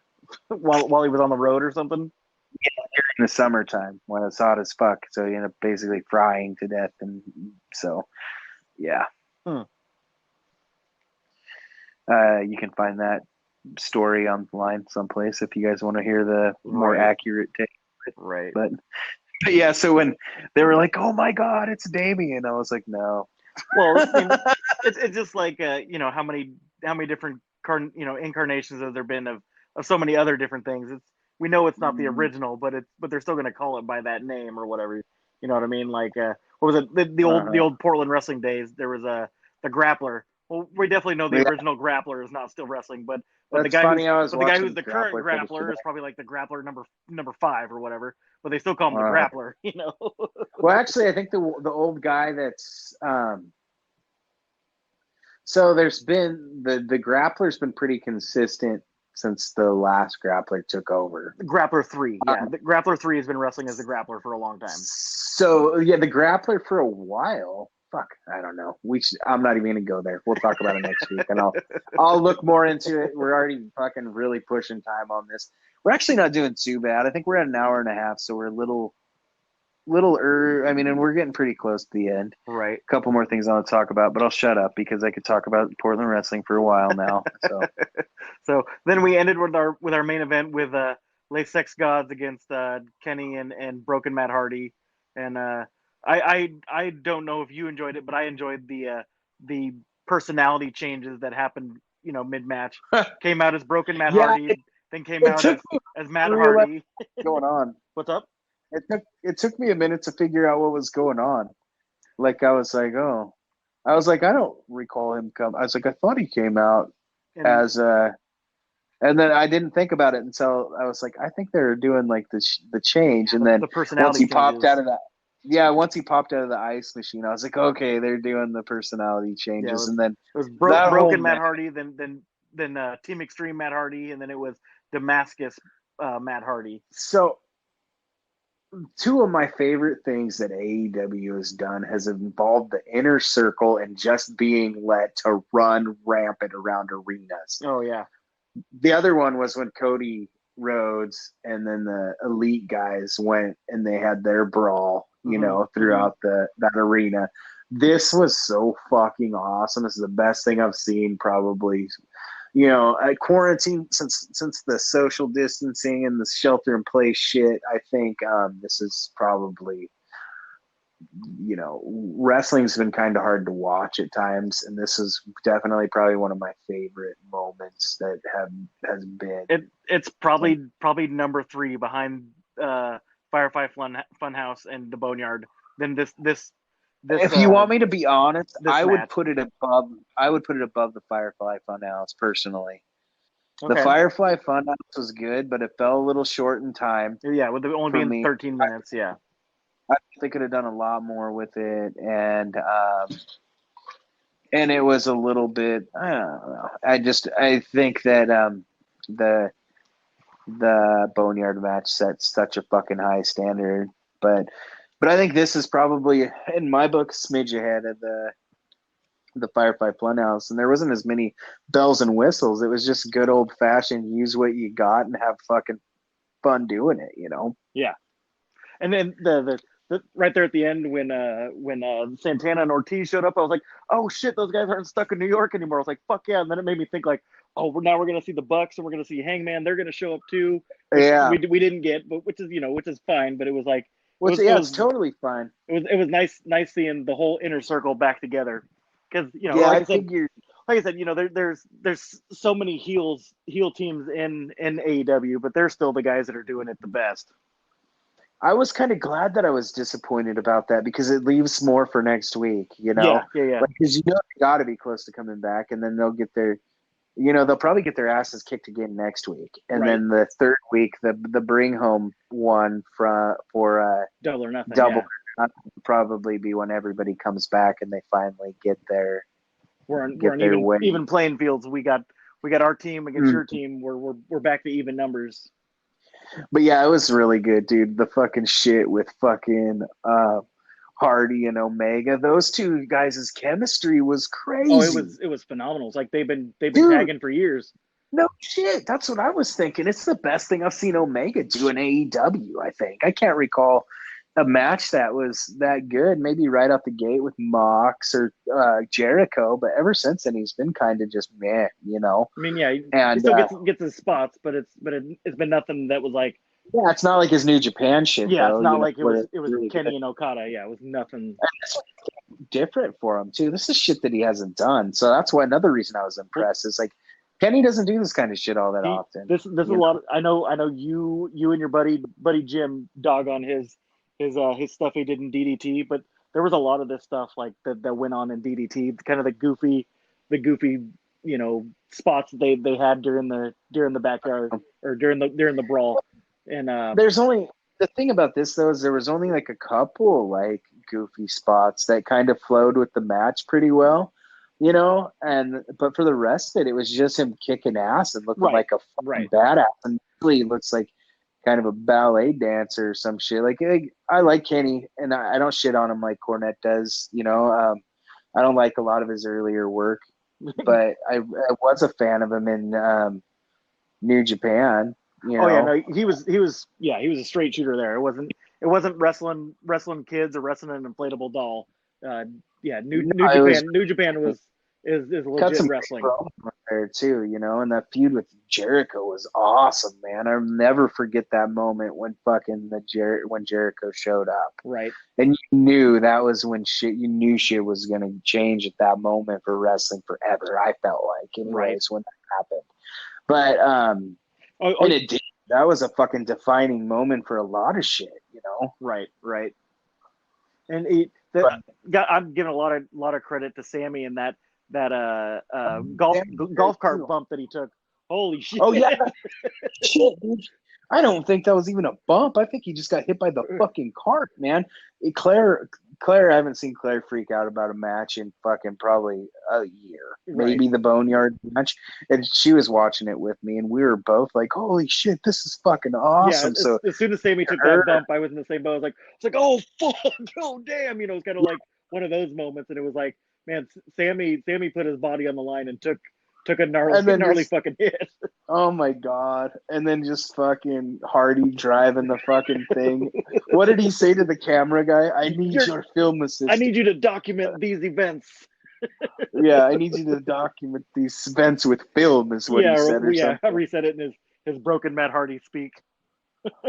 Yeah, it was so fucking funny as shit. God, it's so good. And then he pulls Omega in there, and that was pretty. The whole thing was pretty awesome. good. And then at the end, like I said, with Santana and Ortiz showing up, and then the background with being the Jacksonville Jaguars stadium and it having the inner circle on their big ass Titantron thing. That was a cool little. And that fucking scissor lift spot was great. Oh yeah, no, the scissor lift fucking moonsault. That was phenomenal. Yeah. That was good too, and he didn't go so high that I thought he was gonna fucking kill himself. Either he was high enough to where I knew it would be good, but he wasn't doing anything too crazy. Because that scissor lift probably would have went up another fucking 8 feet. Yeah, I've been in those type of scissor lifts. They go up about 30 feet. Mm-hmm. So, but he went up high. Matt took the most of the biggest hit out of everybody in that moonsault though. Oh yeah. Well, and he was bleeding pretty heavy from his arm Yeah. from something. I don't know what. Maybe it was the table. Maybe that's where it came into play when he jumped off the ladder onto the table earlier in the match, and they were still in the ring. Yeah. But yeah, either way, I mean, it was very, very pleased with that main event. I didn't expect it to be that good. Well, I was wondering how good it would be because sometimes you say something's really good, and I don't think it's all that good. I think it's okay, Right. But you said it was really good, so I was like, all right, well, let's see. Because I haven't really been impressed with Hardy since he's been in, and a little pieces here or there. I think after I thought about it, because last week I told you I wasn't that impressed with him, but to be honest, after I thought about it, I was like, I think I just had a stale taste in my mouth from his WWE shit, just the fact that he's getting kind of old. But I started thinking, I'm like, there's a few things that he has done since he's been that I really enjoyed, like a lot of the shit with Jericho and stuff like that, Right. So, but this, I fucking was like, this is fucking awesome. Like, if they keep pulling shit like this off on here, like, I think the quarantine's been not as bad to AEW as it has been to other businesses in wrestling. Like, it's given them a chance to shine. Yeah, that's definitely. It's been it's been shitty, but it's also been a blessing of sorts too. It's been way better than anything else, and like I said last week, I think a lot of it is because these guys are used to wrestling for nobody. Right. You get these NXT people that have always had a crowd, or these people that are in the WWE that are old as shit and fucking haven't wrestled in front of nobody in like 2 decades. Right. And they get really like weird about it. It's awkward to them not to have a crowd. And these guys have been wrestling each other in front of nobody for fucking 10 years now. They're used to it. Right. They've been wrestling in front of each other, having a good time like this for fucking ever, because that's what the independent scene's like. You go there, they sit in the crowd just like everybody else a lot of the times now. Right. I mean, granted, independent wrestling has made a resurgence in the last 2 to 3 years pretty significantly, but prior to that, yeah, man, it was like you were talking when we were talking to MV Young, a couple weeks ago, saying that there was Seattle guys sitting in the arena just to fill seats. Well, yeah, and they also, I mean, that was pretty smart of William from Prestige as well, because he knew that he was putting his shit in a town that was not a wrestling town. Right. But he knew that he could probably get some people out just because the fact that there's not a lot that goes on there, and he had some pretty big names that maybe somebody would be like, And, he kind of promoted it as a kid-friendly thing as well, and there's some WWE fans, and the tickets were cheap, Right. His tickets were super cheap for the first one, and he had I can't remember who his big draw was. The poor guy, he had like this big draws, most of them. Well, one of them was Tom Lawler, or was it no, was it before Tom Lawler had hooked up with the Prestige? Tom might have been there, but he wasn't like one of the huge draws. He might have been, because there's a lot of UFC fans around here, so they might. He probably drew a couple people, but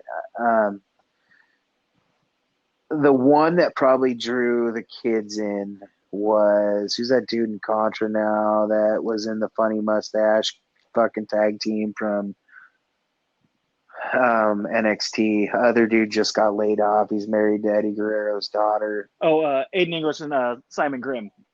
Simon Grimm was the Simon, one. Yeah. Simon wasn't his name, Simon Gotch or whatever. And yeah. Simon Grimm's is now his indie wrestling name. And then they had Chris Masters. Okay. But he had to cancel because he had an injury. Davey Richards was there for the first one, he's from that neck of the woods. He's from Richland. Yeah, nobody knew who the fuck he was though, because nobody watched TNA or Ring of Honor. Right. Which I didn't realize how much of a player he was in early Ring of Honor days. Those was it the American Wolves or some shit? Yeah, the American Wolves with Eddie Edwards. Yeah. Mm-hmm. And they had a great tag team run. Right. But yeah, so they put, but he knew that, and he put a bunch of wrestlers from, at this point in time, Evolve was only probably 1-2 events in. Evolve was? And then, or Defy? Defy. Okay, got it. Defy was. So Defy started out. The first time I ever heard of Defy was when they brought Cody over. Okay. And I'm not 100% sure it was even Defy then, but I think it was a lot of the same guys that run Defy that brought Cody when he was fresh out of the WWE. Because a lot of the guys were doing this other thing that's still kind of a promotion up there, but I haven't seen a lot of it, and it was more of a hardcore promotion. I booked Jake the Snake there to do promo classes when he came up. Yeah, and I can't remember what it was called. I'm trying to think of, because it's the number 3 company in Seattle. It's Defy, then it's 3-2-1 Battle, and then I can't. 3-2-1 Battle is the one I'm thinking. Really, they're more like a super all inclusive, kind of like what MV had done over in New York. That's kind of what 3-2-1 Battle is now. There's a lot of intergender stuff over there too. Which is, really? Yeah, there was some intergender stuff there Okay. too, but it was a lot of hardcore shit too, and a lot of like gimmicky shit. Like the dude that I knew through there was this guy named Ronald McFondle, and it's kind of funny that he's one of the guys that runs the things, and that's how I was watching, because he was involved a little bit with bringing Cody in. Okay.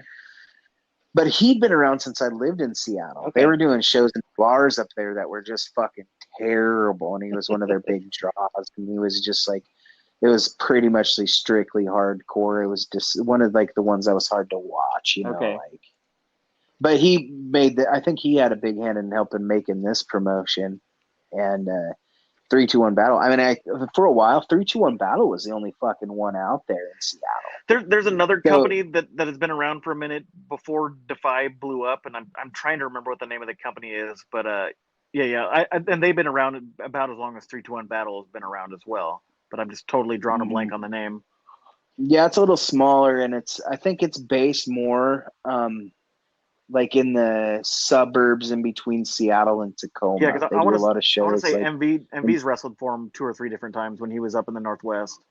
Mm-hmm. I just can't think of the name of the company off the top of my head. But yeah, I want to say that company is actually based out of Tacoma. Yeah. Anyways, totally drawing a blank. Yeah, and we totally went on a fucking tangent. I mean, I guess we were kind of finished. Well, though. Yeah, I was gonna say the only other thing we had for AEW after all the matches were said and done is the $10,000 fine that they got from the state of commissions out of Maryland, because Tony Khan has when he puts in for his license or whatever to wrestle in the States is pro wrestling, and pro wrestling in the state of Maryland has like a no blood clause or something to that effect in their stuff, and because Mox and Kenny in that street fight match drew blood, they ended up getting fined by the Maryland state of commissions, and that's why a lot of that stuff is why Vince has changed his stuff from being pro wrestling to sports entertainment to get around that rule, because the commissions pro wrestling, but they do not commission sports entertainment. So that's why Vince made that change, and I think that just might have been something that Tony didn't think about or whatever. That you guys are being there's some sanctions that could happen for being pro wrestling. Yeah. Well, they did that too. I mean, they just went into that on that last episode of Dark Side of the Ring, and why Vince did that after the whole big kayfabe thing. He was the one that kind of ended it all, Well, not kind of. He totally did. And he did it before he did it on national television, on Raw, which was the big thing. Everybody was like, oh, my God, fuck Vince McMahon for that. But he did it before that, which is kind of smart because they were fucking him. Right. They're fucking the whole wrestling business in general fucking hard because of it, because there's always that gray area. Is this real? Is this fake? Everybody kind of knew it's fake because there's a lot of shit that happens that would kill normal people, so you kind of had to know that some of it had to be fake because people can't take baseball bats to the head, without fucking dying. Right. Or having their head split open like a fucking watermelon, and that kind of shit was happening. So, but yeah, it was probably the best move on Vince McMahon's part to do that. But Tony Khan, I'm surprised didn't follow. I mean, it's a rookie move, he's a wrestling fan, but it shows that he's still got things to learn. He's got some things to learn as far as the business side of things go, But yeah, I remember hearing about that when it happened, and that they were going to fine him and that they're pissed. But then I thought it just kind of died away because it really, I didn't hear anything about it for a long time. I'd say they're probably pretty lucky it was only 10 grand though, because it's not too much of a greedy fine for for billionaires. Yeah. Yeah, because fucking we know how the states like to make money, especially those ones up there. They're rich fuckers, Right. I'm surprised it wasn't like fucking 100,000 a mil or something, Right. So to end our podcast and we move on to NXT. Sorry, I didn't mean to keep things rolling, but I'm not gonna lie, I was so unimpressed with Gargano and Dijakovic that I just ended up reading results instead of watching the whole show because it was a very boring. If the first match never catches my interest, then it's tough to watch the rest of the show. Well, here's my thought on it too. It's like that match went on for fucking ever. If they're trying to put fucking Gargano over right now with this new gimmick, unless they're trying to put Dijak over, whatever the fuck his name is, and I have notes for these someplace. I can't remember where they are. This new Johnny Gargano, like I'm gonna take no shit, type of thing. Like I struggle because the dude weighs 185 pounds. That he can't be this. In my eyes, he can't be this giant ass kicker because it just doesn't work for me. And he's taking shit already. Yeah. But if you stopped watching, you did miss a hell of a fucking. I have notes for this someplace. What the fuck happened to him? Oh, here it is. Yeah, that was a terrible match. I think I wrote a bunch of shitty fucking notes about it, but it was pretty uneventful fucking goddamn.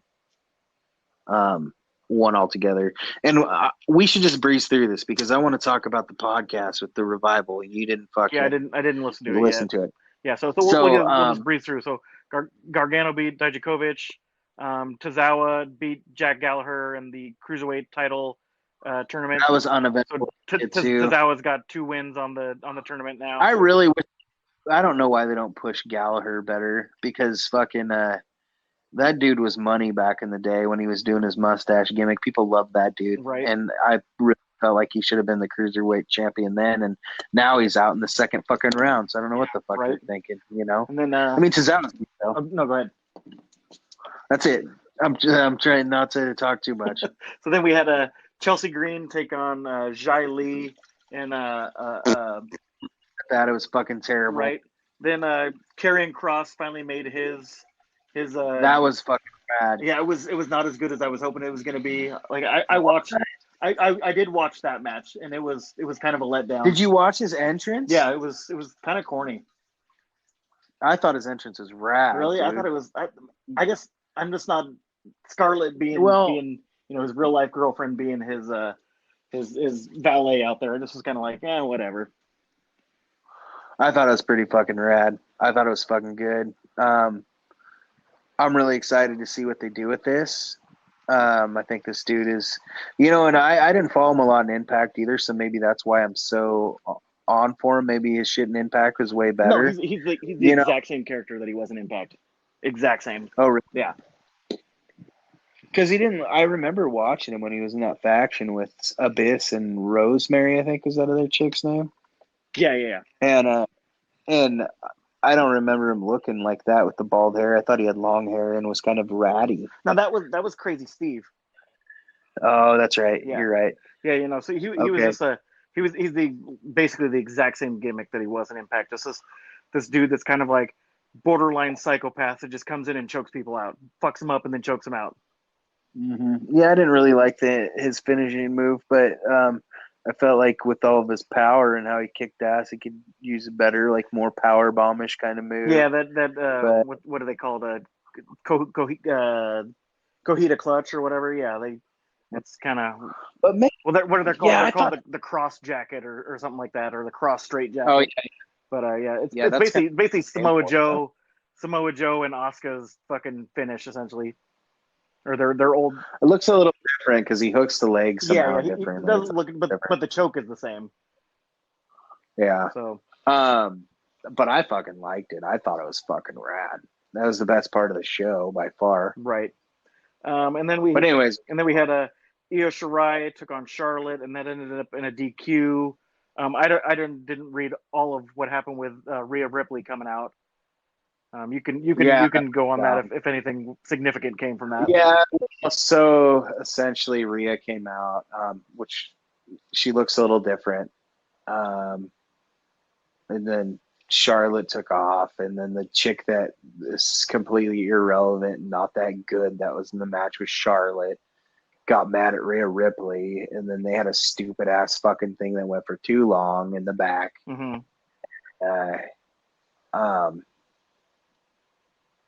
But yeah, that was that. So I think they're gonna try to make it a 3-way thing because that just sort of felt like that girl got fucked over. Rhea came back. Now they're fighting, so it's probably going to be a 3-way thing, either for the belt whenever they get around. Whenever the next takeover is.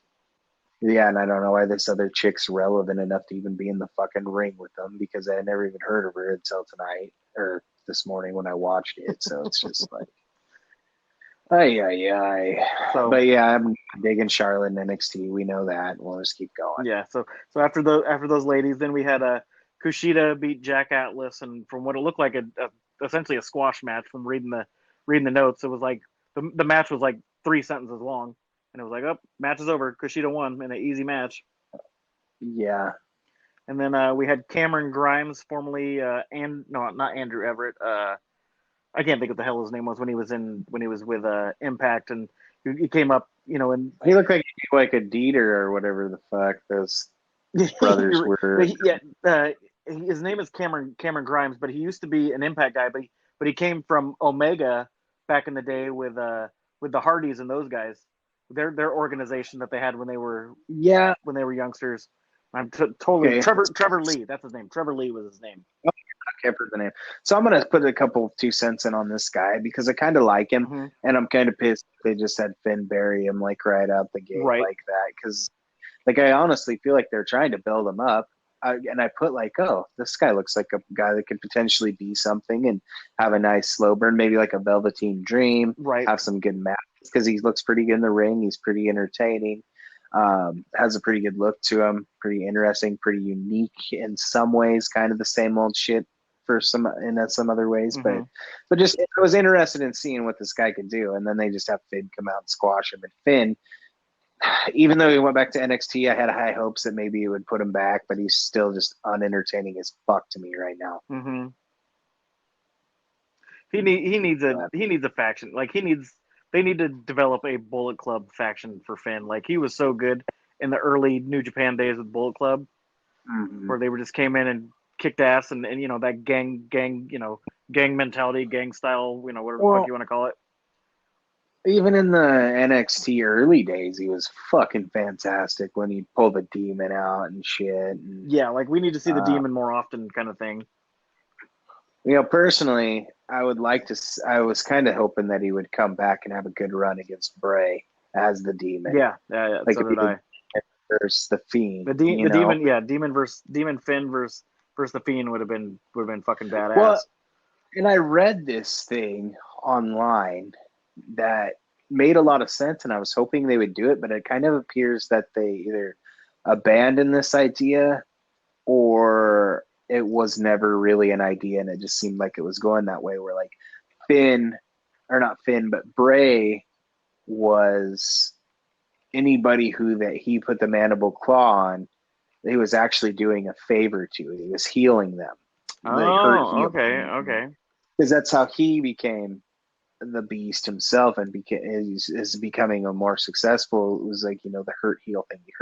He hurts them, but then he heals them and he takes them back to where they were the most successful in their career because like they put, Daniel Bryan cut his hair all off and he went to the Red Dragon kind of days where American he was really successful. Yeah. American Dragon, sorry. And then, but Finn went back to NXT where he was most successful, and then I can't remember who else he fucking got. That he feuded with Randy after that, didn't he? Or no, Randy was before that. I can't remember when Randy was. I don't even remember when he had Randy. I didn't think he had Randy Orton feud. But Didn't they feud early on when he was the Fiend? I thought. yeah, now that I think about it, yeah, because now that I think about it, because I remember him bringing up him burning down the house.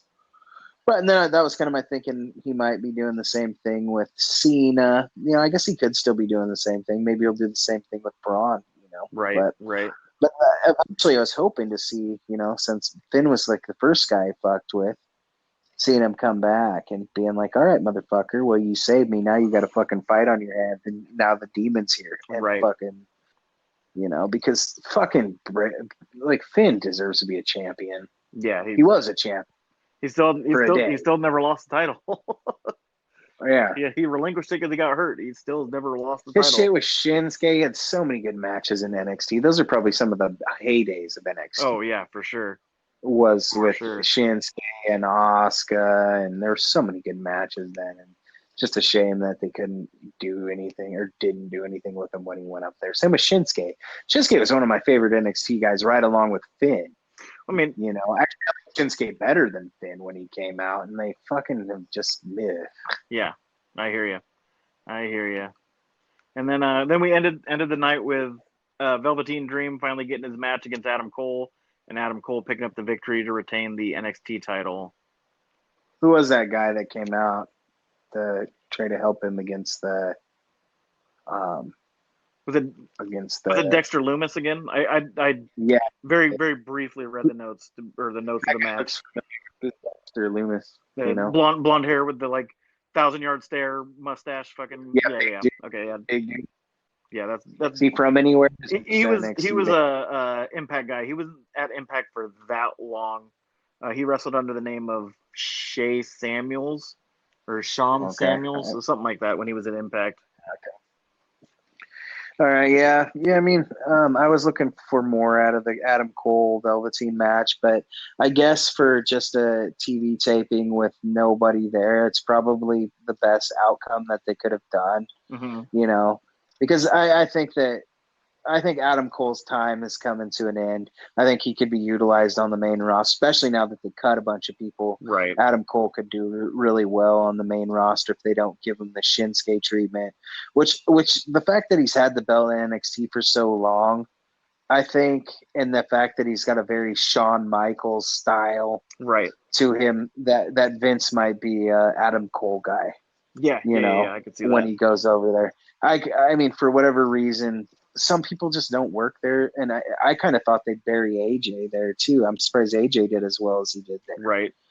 But I think if AJ can do well there, Adam Cole can as well, and so can the whole faction. I think that they could really do something great with them.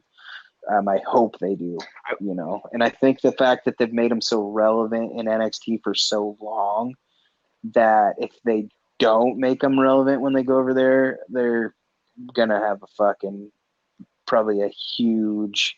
I don't think there's any way in hell that Adam Cole's not gonna go over there. Yeah, right.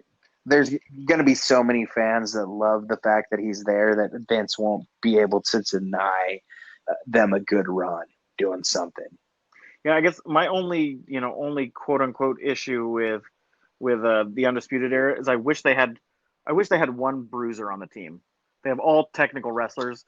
Adam Cole's the biggest dude at 210 pounds. I wish they had. I mean, I know that's what wrestling is evolved I think into. O'Reilly or Fish has got to be bigger. I just was looking up everybody's weights. Fish is on paper is a $197.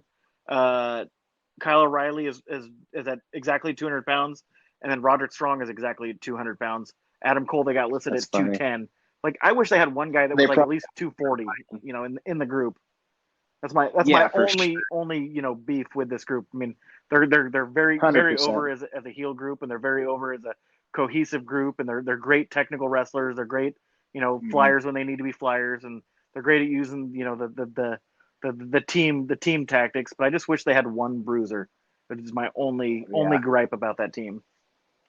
Well, another thing too is Adam Cole can talk. I don't think they let him talk as much as they should.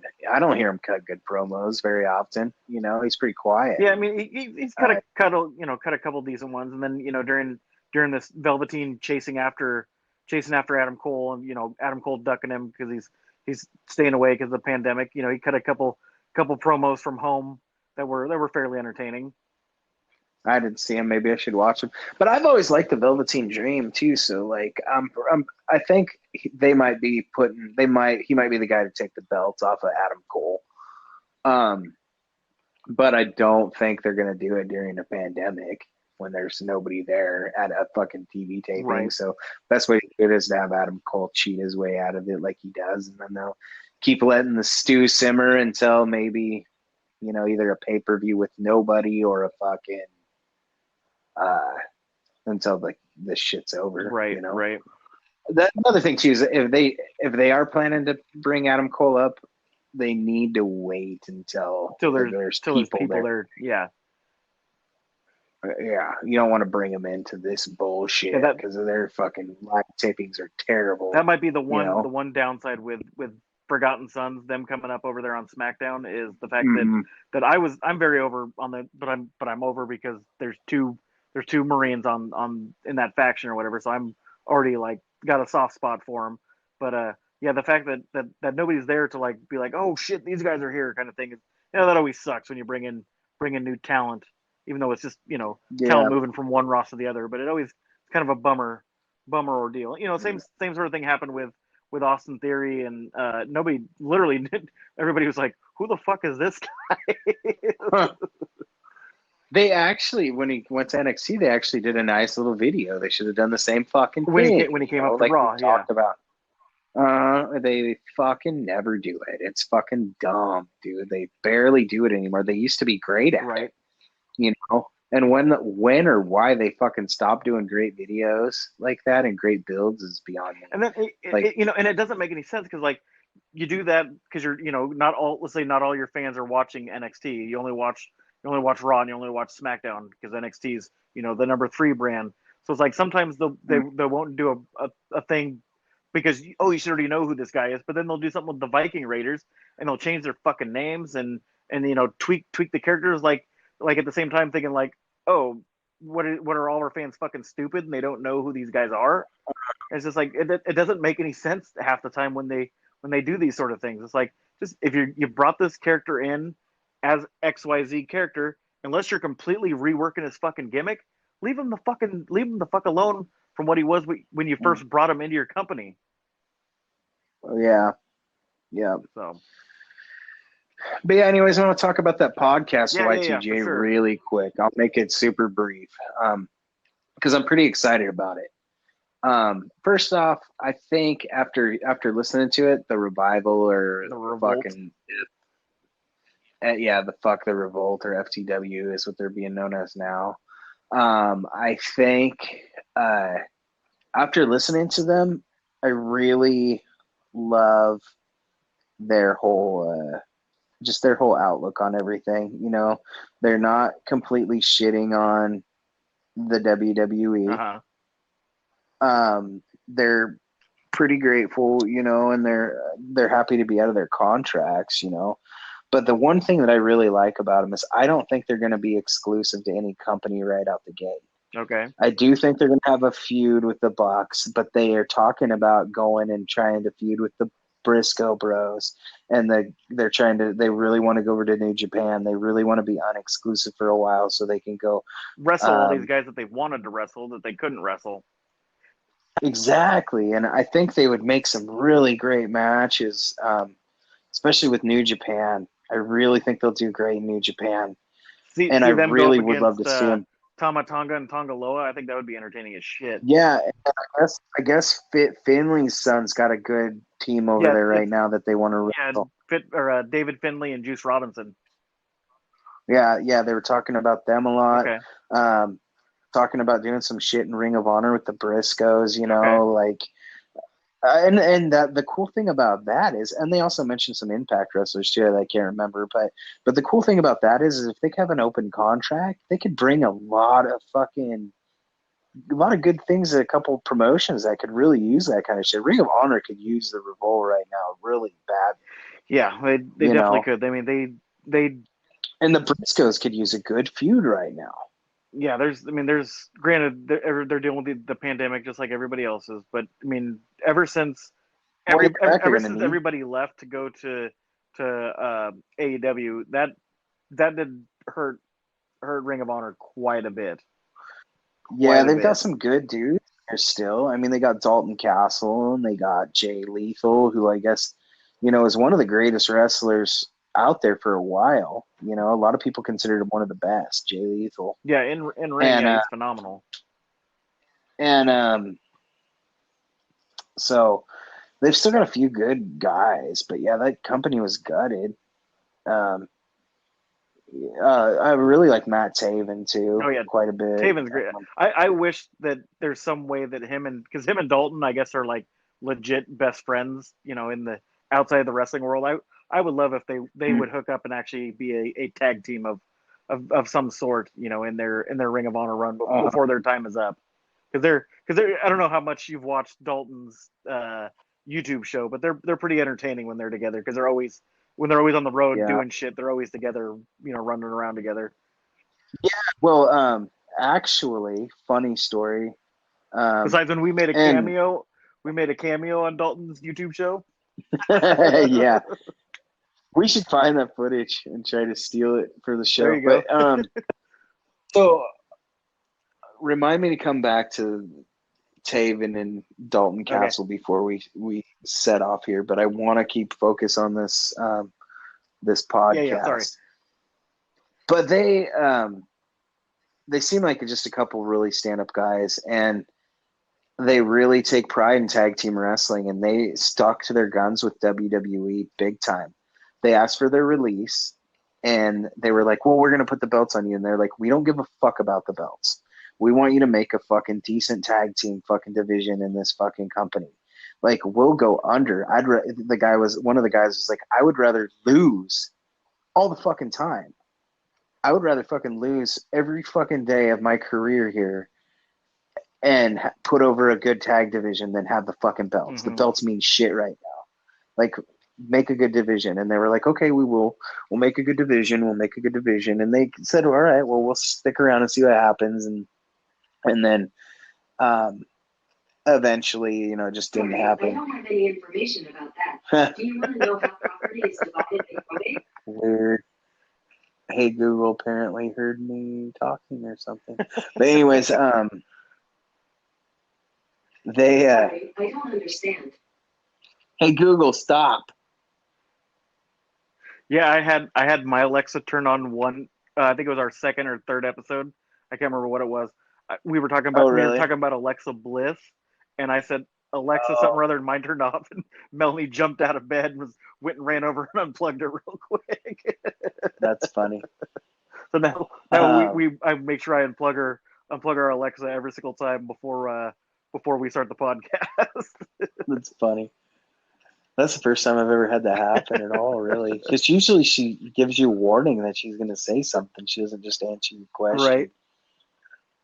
But I thought it was really cool they stuck to their guns and they didn't talk shit, really. So they were like, all right, well, they're going to give them this fresh gimmick, right? And I guess it got leaked out. Did you see the leaks of the gimmick? Have you seen the pictures? Oh man, they're fucking. No. Oh man, it's fucking stupid. It's like some neon, like neon rockers fucking look. Oh man, it's fucking corny looking. Shit. Yeah. But here's the thing, though. It's coming back to it. It's like that got leaked, and they also said it's not the boys leaking shit. It's the fucking writers. Yeah. They're like everybody thought we leaked that shit, but we didn't have copies of that. They don't give us copies of that. It's the writers. I didn't see it get leaked till after they got released. After they asked for their release and got granted their release, then it got leaked like 2 days later. But yeah, they didn't have copies of it, though. Okay. So it's the fucking. I guess like people were hitting them up, asking them if they released it. Maybe is what was going on. But they wanted to set the story straight. We're like, we didn't have that shit. They didn't give it to us because they got released in that meeting. Yeah. Because they were like, we fucking hate this shit. We will do it the best that we can, but we are done when our contracts are up. Like, we'll finish our contracts out. But Vince was like, well, I guess if you guys are unhappy, you're unhappy, and you guys want your release, maybe we'll just let you get your release, and we won't even fuck with it. Right. but they did come back around and they said, to be fair, they were like, we want to explain this gimmick because it's funny and it looks stupid and people are just seeing the fucking outfits and shit like that and they're going, oh my fucking god, what did they want to do, the revival? Because I guess they had like a Flavor Flav Yeah, and shit exactly. like that. So they were talking about like maybe so they were saying like part of the gimmick is that they were gonna be doing it because they're like, oh hey, you guys don't like real fucking tag teams, like fuck you, I guess we'll have to dress like a bunch of fucking morons to get your guys' attention. Have you like that have was you gonna actually seen it? I haven't looked at it, but it was supposed to be so over the top, and that's why it was supposed to be like a stab at Vince McMahon. It was supposed to be like they're acting ridiculous to get attention because If you can, they weren't getting it as a legit tag team. if you can look at it, I just sent it to you. I can't without completely shutting my Okay, mic off. that's for fine. some Well, reason. it's there when the podcast is over. Then. Okay, so I also there's another. I just got another wrestling report too. But anyway, so that's about it. I mean, it was just a really good interview. I suggest you listen to it. Really made me like them a lot more and look forward to what they're gonna do. Plus, they're very old school. Oh yeah, which I like. with the just fists, no flips, no frills. Yeah, just tag team wrestling. But they can do. In the independent days, he was saying that he did a lot of flips and shit like really? that. I'm not sure if it was. I can't tell the difference. I don't know what the difference in their names are, But, yeah, which one is Dax and which one is Cash? Yeah, but I think the younger guy was the guy that was talking more, and he's the one that said that if you go look at my indie days, I can do flips. I just choose not to because I like this style of wrestling more. They're Bret Hart guys, Like they're really big Bret Hart guys, which made me think of the time when the dude uppercutted that guy that attacked Bret Hart at the Hall of Fame. Was fucking awesome. Oh yeah. But yeah, to go back to the Ring of Honor thing, so those guys ended up going to the Tiger King fucking place, Okay, yeah, I guess. in Oklahoma. Yeah. Yeah, and they thought they were spies for Carrol Baskins, I guess. And when they went there to go see these tigers, they got razzed by Joe Exotic because he was so fucking paranoid and fucking twacked out of their mind. These big wrestler guys came in, and he thought they were spies for Carrol Baskins. That's funny. And they had to talk their way out. They're like, dude, we're just here to see some fucking tigers, man. We're wrestlers. We're on the road, and we just saw your sign and thought, fuck, we'll come and check it out. But it was Jay Lethal, Dalton Castle, Matt Taven, and somebody else. I can't remember who it was. Okay. But yeah, I just wanted to tell that story too because I read about that the other day. I was like, what the fuck? That's random. But anyways, is there anything else you want to add? Fuck, we went way too long. No, we always go way too long. No, I think that's it. Like, yeah, just wanted to get the couple little rumor things out there, and yeah, other than that, Money in the Bank this money weekend. in the Bank this weekend. Hopefully, we'll have. But I'm actually kind of go ahead. forward, to be honest. Yeah. Just real quick, if they do as well with the Money in the Bank as they did with the Boneyard match and with the Funhouse match, I think it'll be pretty good. And I think they will. I think they'll do fairly good with it. Yeah, I mean, it's definitely got a weird dynamic about it with the. It definitely does. There's a lot of wiggle room. Running around in a corporate building. Yeah, and then they put the ring on the top of the building, right? And you still got to get to the top. So there's a lot of wiggle room to do a lot of interesting shit and a lot of creative ways to get to the top of the building. Like fuck, maybe they could have fucking AJ Styles come out of a fucking helicopter and get the, right? Which I don't think they do that shit anymore. I mean, now that with Owens, fucking yeah, they don't really do any funny shit like that. But I mean, they could probably land a fucker on top of that building and have him fucking get out of it. Right. Who knows? Maybe that'll be the shits. Like, it'll just be like AJ getting it in 2 minutes because he flies in on a helicopter, and then everybody's right. He's got the, or he's just up there with the fucking briefcase when everybody shows up after beating the shit out of each other with a smile on his face or something. Like, look what I got. But I think it's got a lot of opportunities for some potential, and they've got some good people working on this kind of stuff. So I'm actually fairly excited to see what they do. Hopefully it's not a pile of shit. But unfortunately I'm working that day and I'm not going to take it off. Last time I took off for the fucking WrestleMania, I called in and I had to go get a doctor's note because they thought I had the fucking coronavirus as a whole ordeal. So no more calling in for wrestling until this is over. But anyways, yeah, just be sure to like us on the Facebook and check us out on the Twitter. Check us out on YouTube. We had Matt Mark's podcast and all that fun stuff. And you betcha. Yeah, week 4. Any topics we can cover for you guys, let us know. So Beach, Sarasota, Florida.